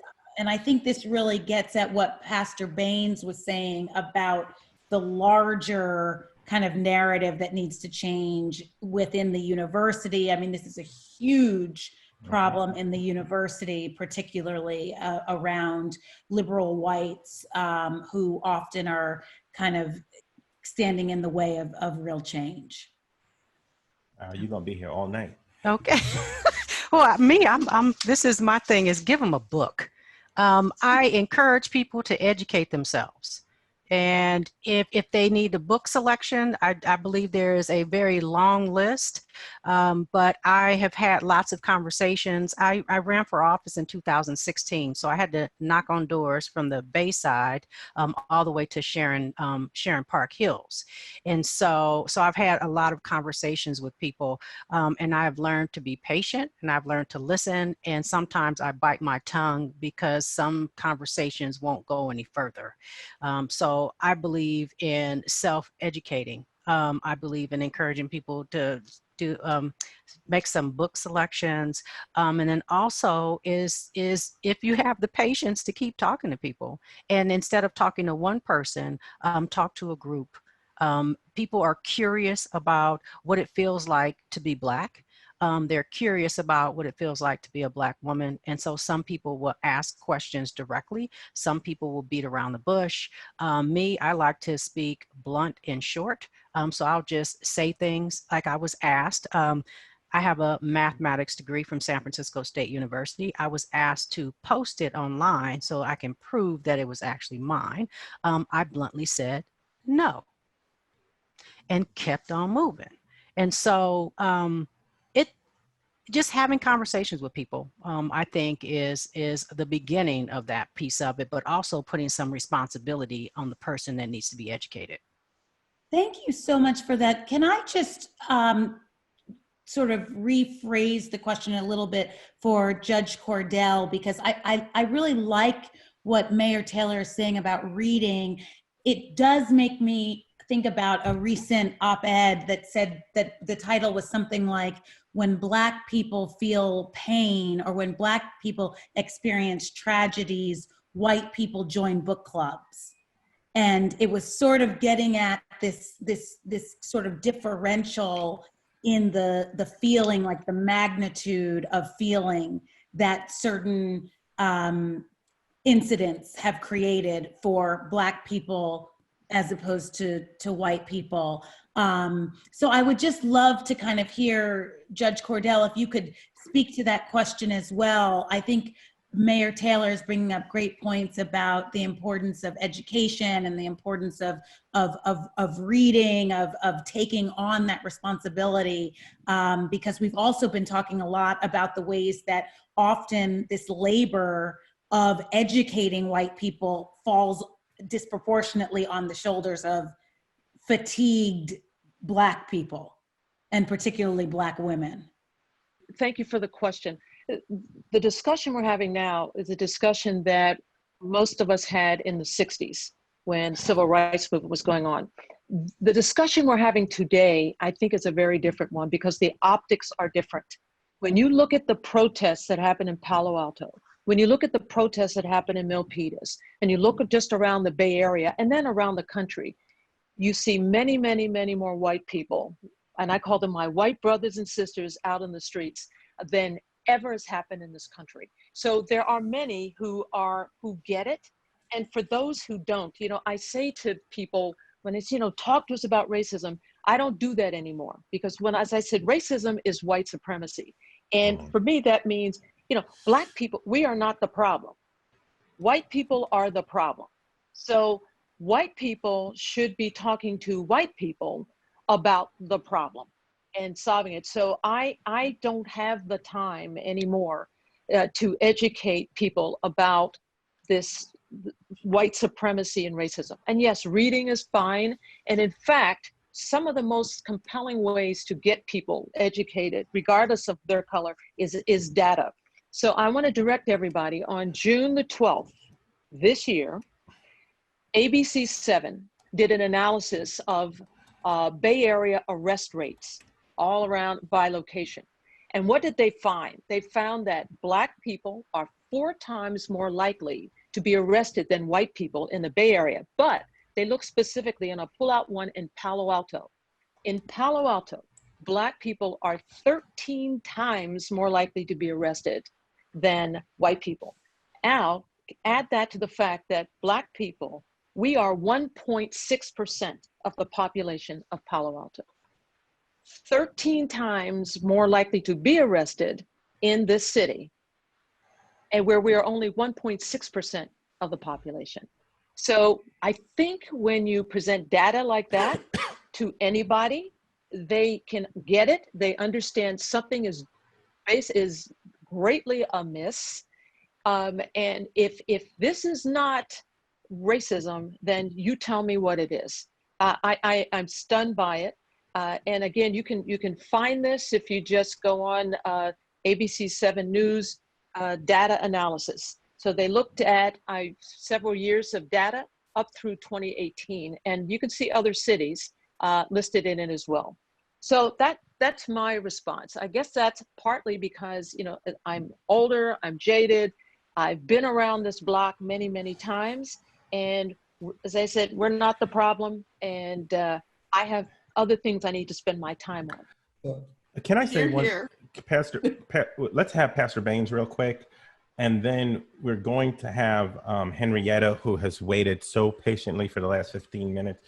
So we want to bring her in on video and bring in some public comments on video. Okay, so Pastor Baines. You know, actually, Judge Cordell actually summed up what I was about to say, that this is not a Black problem, which I believe that white folks need to consult Blacks at solving the problem, but we were drug here.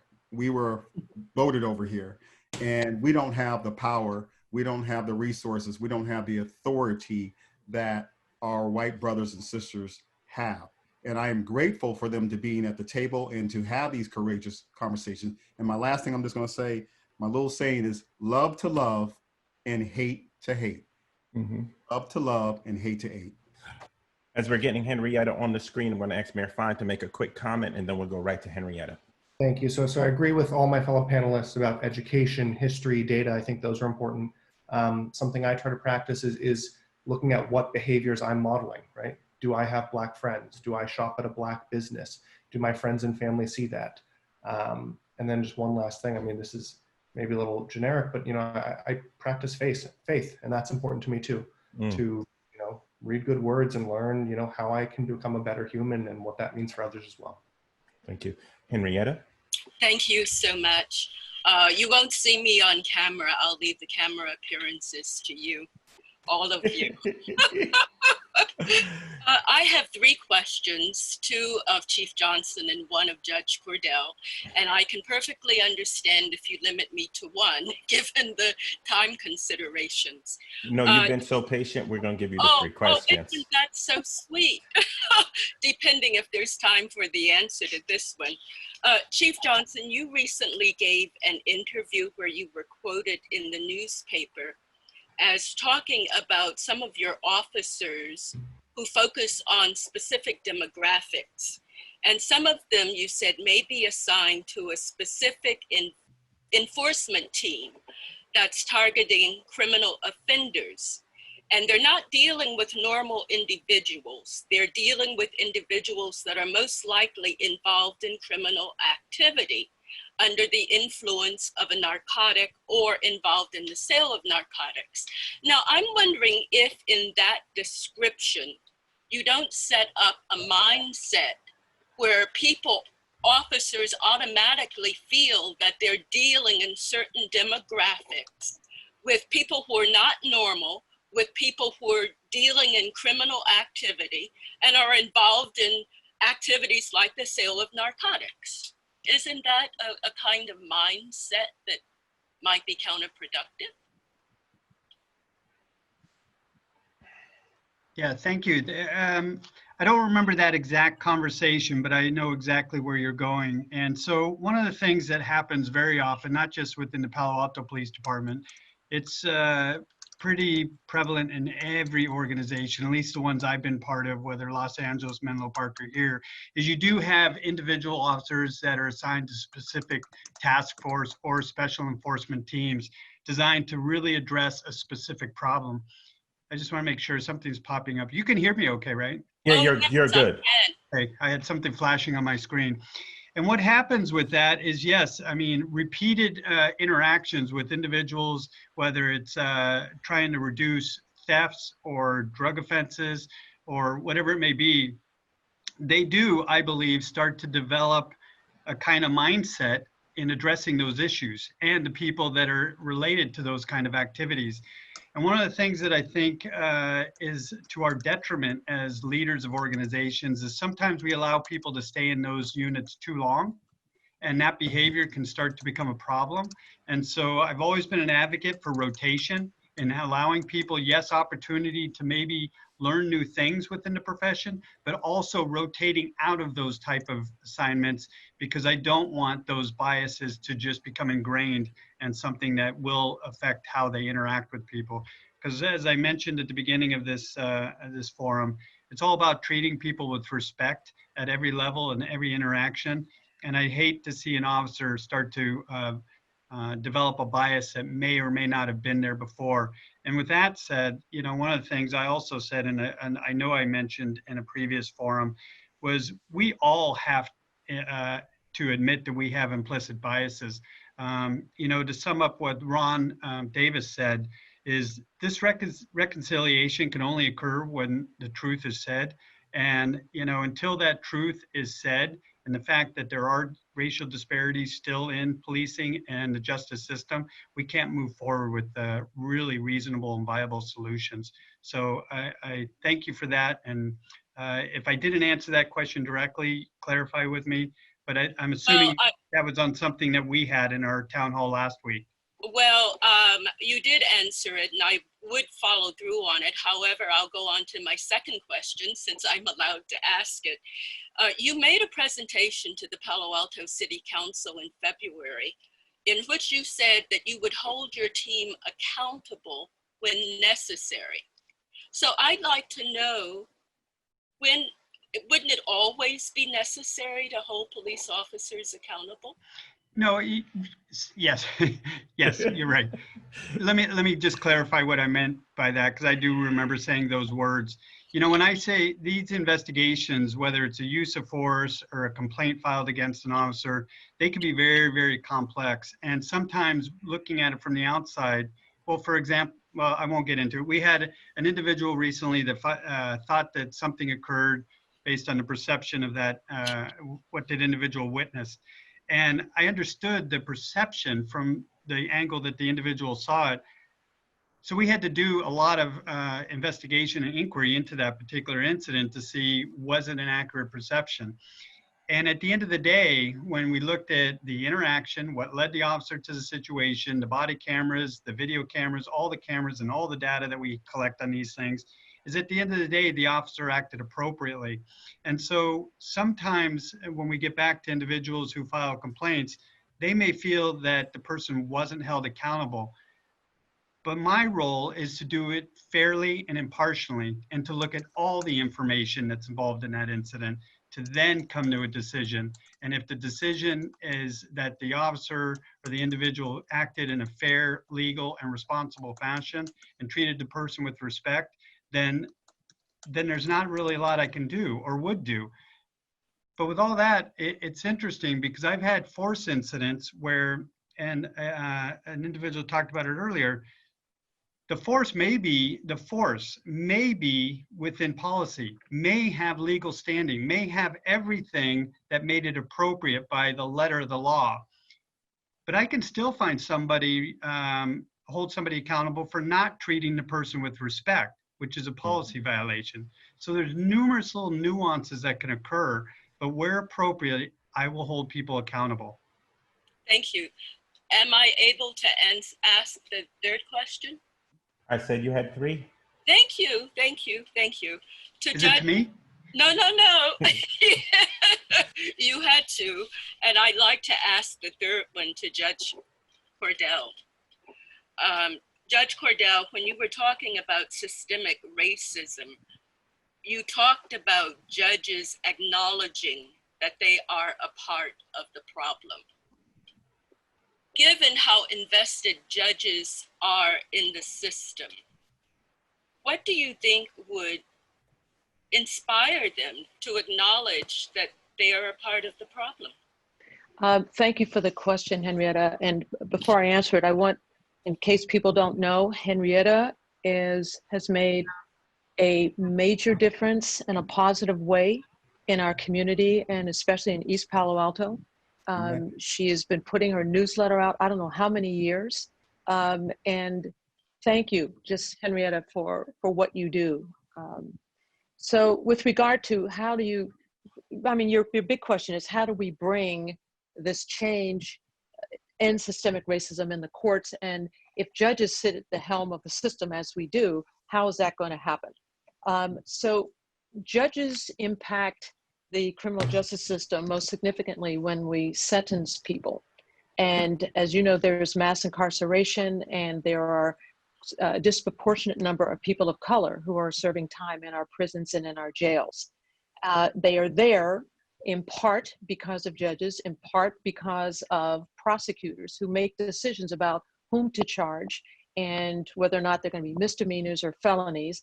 And also it's prosecutors who really control plea bargaining in this country. Most people don't know that 97% of all criminal cases do not go to trial. They are settled with plea bargains. Only 2 to 3% are actually go to trial. So we've got this system that really has prosecutors really running it more so than anybody else. And then you have judges who don't have too much power in the plea bargain side that ends up settling these cases, but we do sentencing. So I also know that systems are resistant to change. I don't care what kind of system it is, if it's the education system, court systems, corporate America, very resistant. So the real big difference, I think, is how do we get people in positions to make decisions in our courts about people's lives to understand that what they're doing is really contributing to the system. And I will tell you, I was on the bench for 20 years, and when I started, I didn't have a clue. I knew that there was a process, this is what we do, and it took me a while to finally start to wrap my head around what was going on in the system. The problem is that if you're a judge, you're not allowed to really speak out much when you're there. Which is why I speak out so much now that I'm not there. But it's a very tough one. The answer isn't necessarily having more judges of color, for example, on the bench. I can give you an example of one judge of color. I think he's in Alabama, and he decided that there were a whole group of Black defendants in his courtroom, and they were there because they were poor and they were unable to pay their fines. So the judge said to them, you're going to jail, or you can give blood. So basically said, go out, line up, give blood, or go to jail, which was outrageous invasion of their own privacy and also punishing people for being poor. And that was a Black judge. And his last name was Wiggins, Judge Wiggins. So, and he was, his hand was slapped for that. He should have been removed from the bench, but he has not been.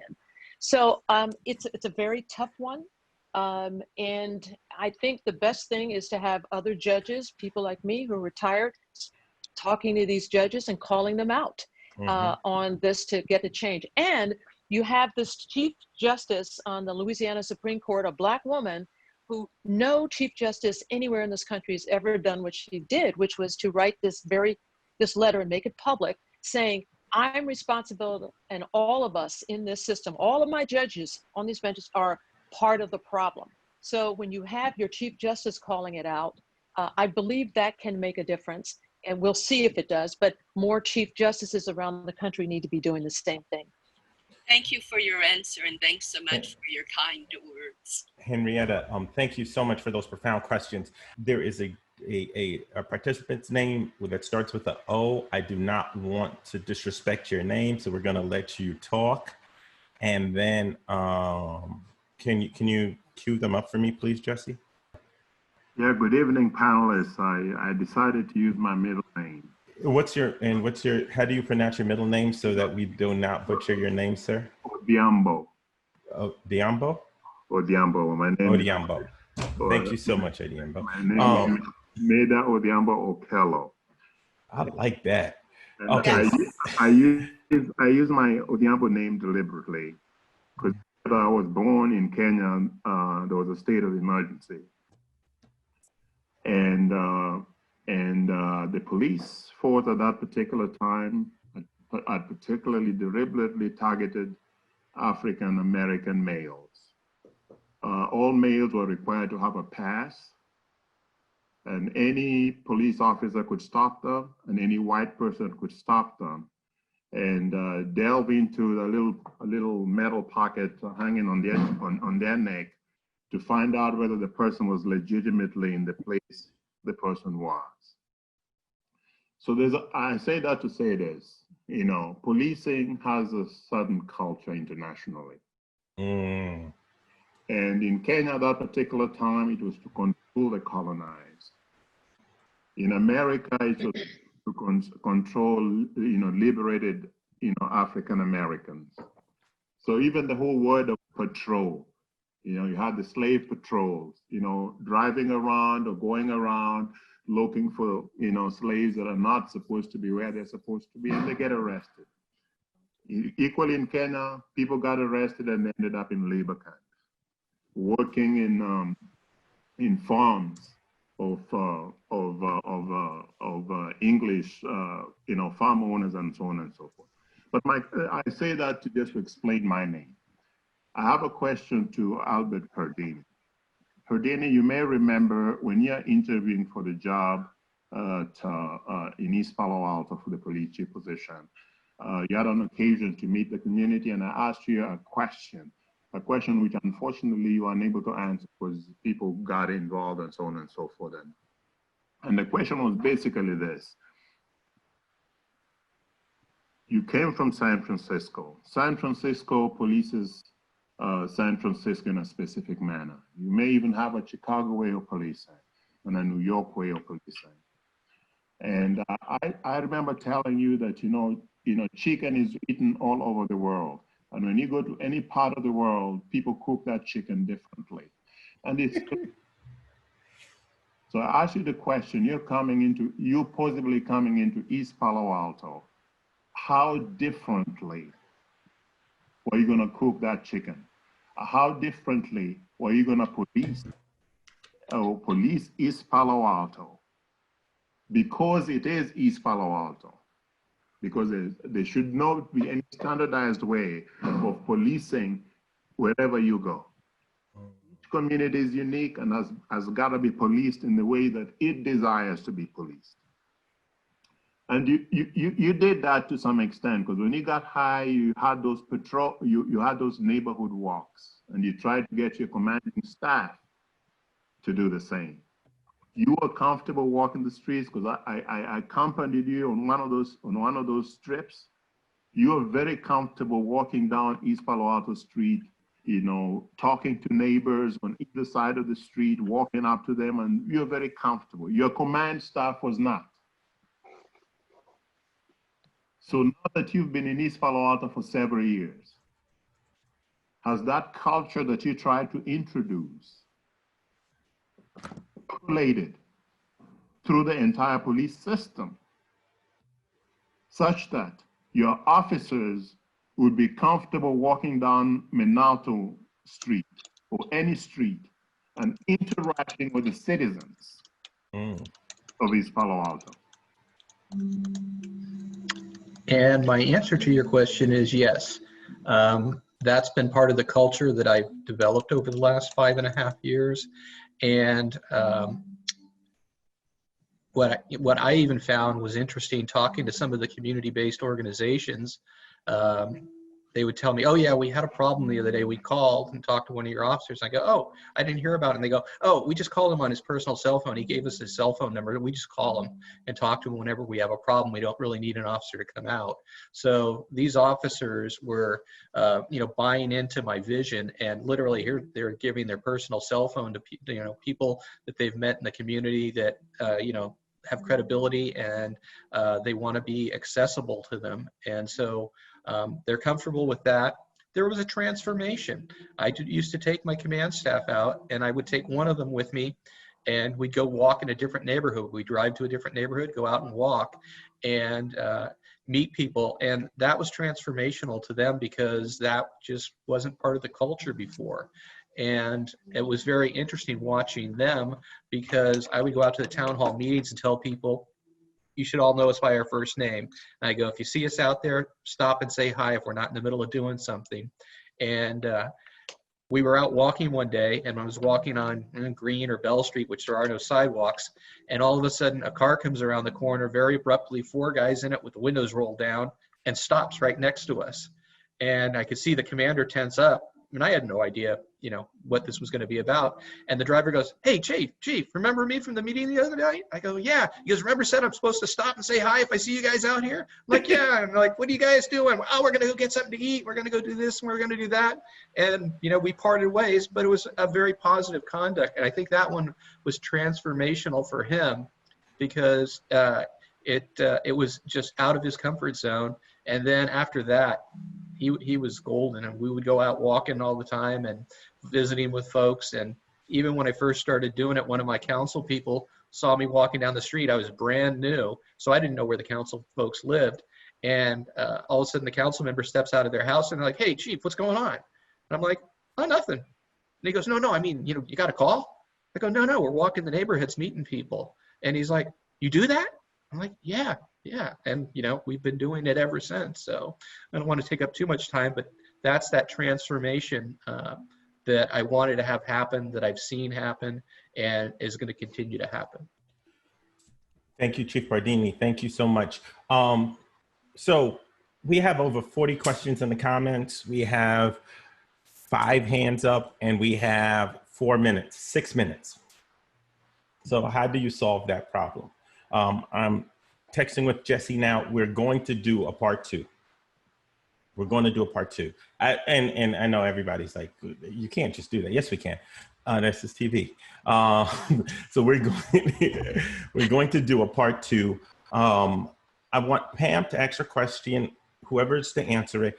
And then I would like for my distinguished co-host, Professor Hobbs, who has this just beautiful way of putting history and present together, to close us out. And then Jesse will send out to everybody when the next question. We are going, if you have any questions, please put them in the Q&A box, because it will prep us for the next session. Because we know this conversation is not a 2-hour conversation.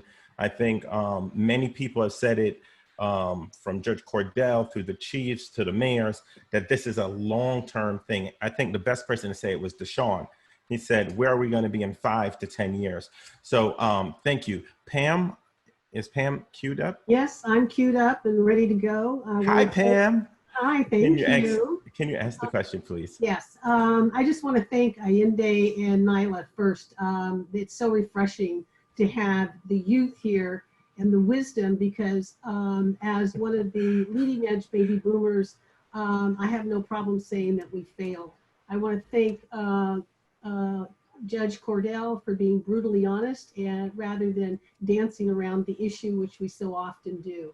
I'm into solution. An immediate solution to dealing with police is to the immediate establishment of citizens oversight commissions. And I'm very clear they should be a commission and not a committee, because otherwise you have no transparency.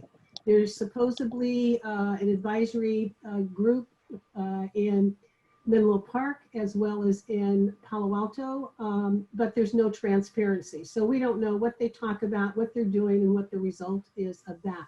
And for transparency, I do live in the Bellhaven neighborhood of Menlo Park, and I'm a staunch constituent of Mayor Taylor, and I grew up in East Palo Alto.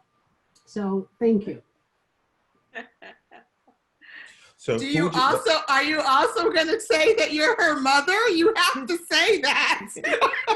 Actually, oh, thank you, Regina. Excuse me, Mayor Wallace.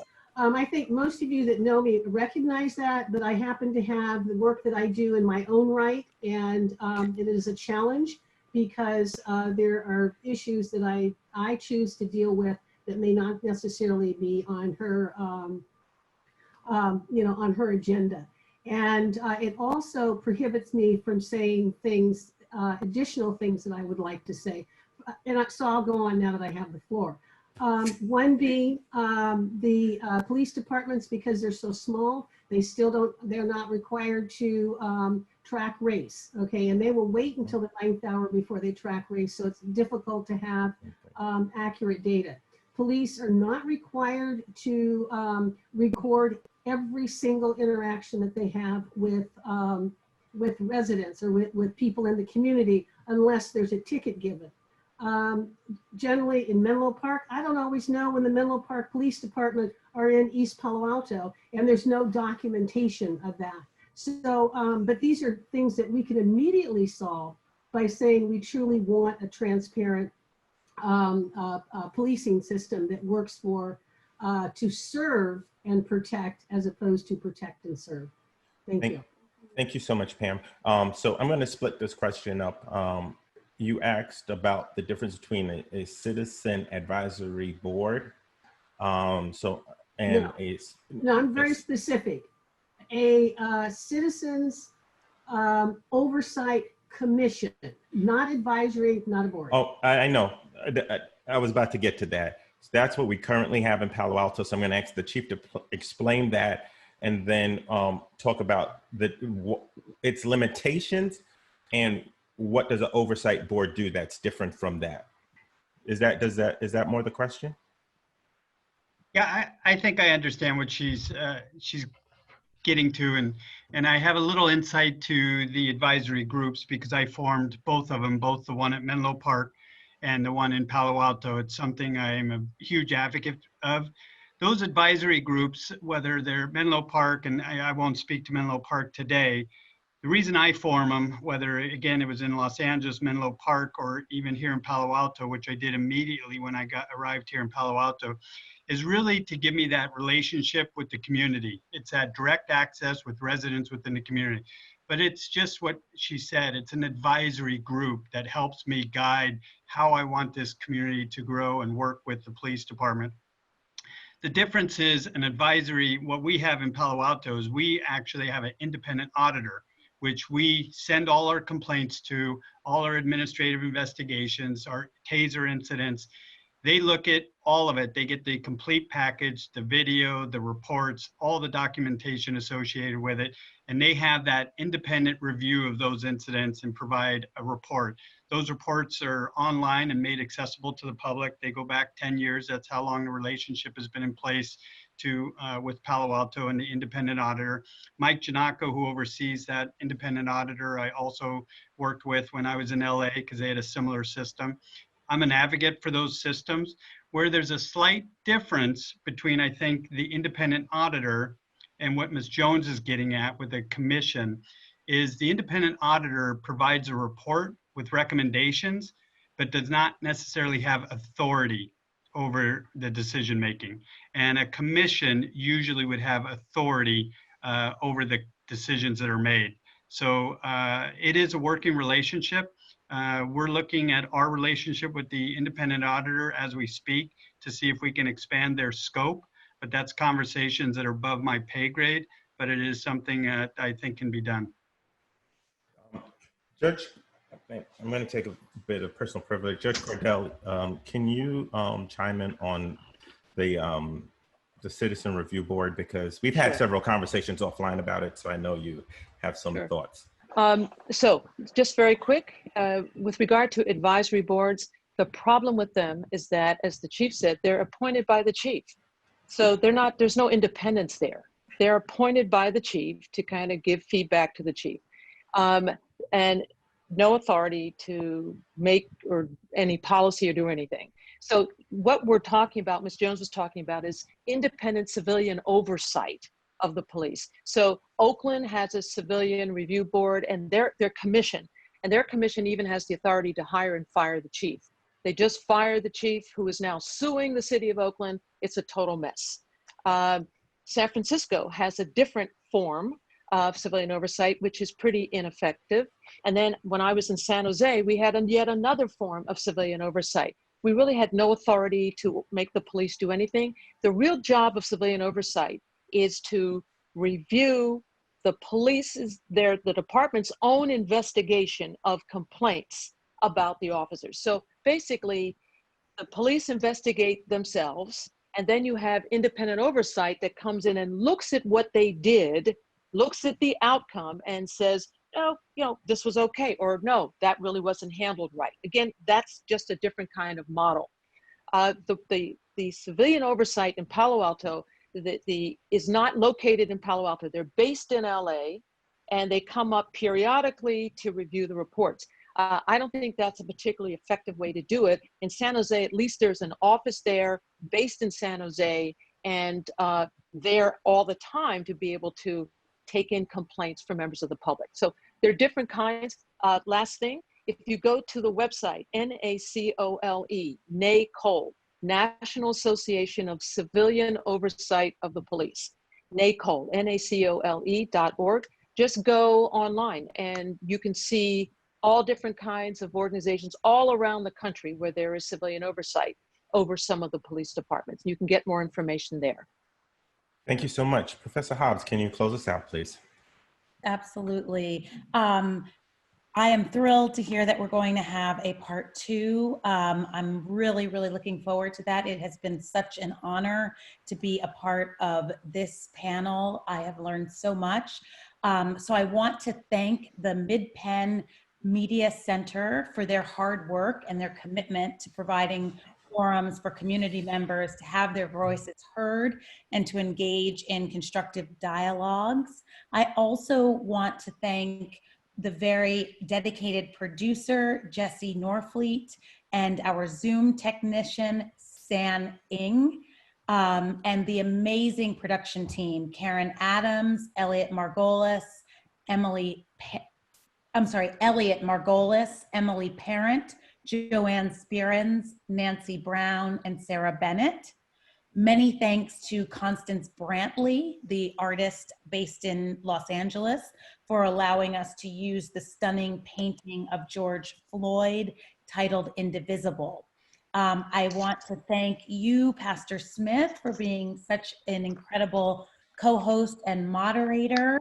And I really want to thank the audience for so many fantastic questions. I'm so sorry that we didn't have time to get to more of them, but I'm sure that we will in part 2. I really want to thank them for their time and their energy and their commitment to our communities. I just want to end by very sincerely thanking all of the panelists for such thoughtful and passionate and detailed answers. This panel has been so inspiring and has created such a sense of hope. And it's really wonderful to see people who are true public servants and who are really committed to the people and the communities that they live in and that they serve. I think that this panel has shown us a lot about the project of democracy, the unfinished work of democracy and of America, and the ways that democracy has to be fought for, that freedom has to be fought for, and that it's something that we have to be constantly taking care of. It's something that we have to be very vigilant about. And I think the best way to do that is by gathering extraordinary leaders, and especially young leaders, like Nyla and Ayinde, to have these kinds of conversations and to really listen to each other and learn from each other. And it's been such a pleasure and an honor to listen and learn from each of you. So thank you all so very much. Have a good night. Have a good night. Thank you for stretching yourselves a little bit. And we look forward to seeing everybody in part 2. Remember to stand up for what is right, even if you're standing alone.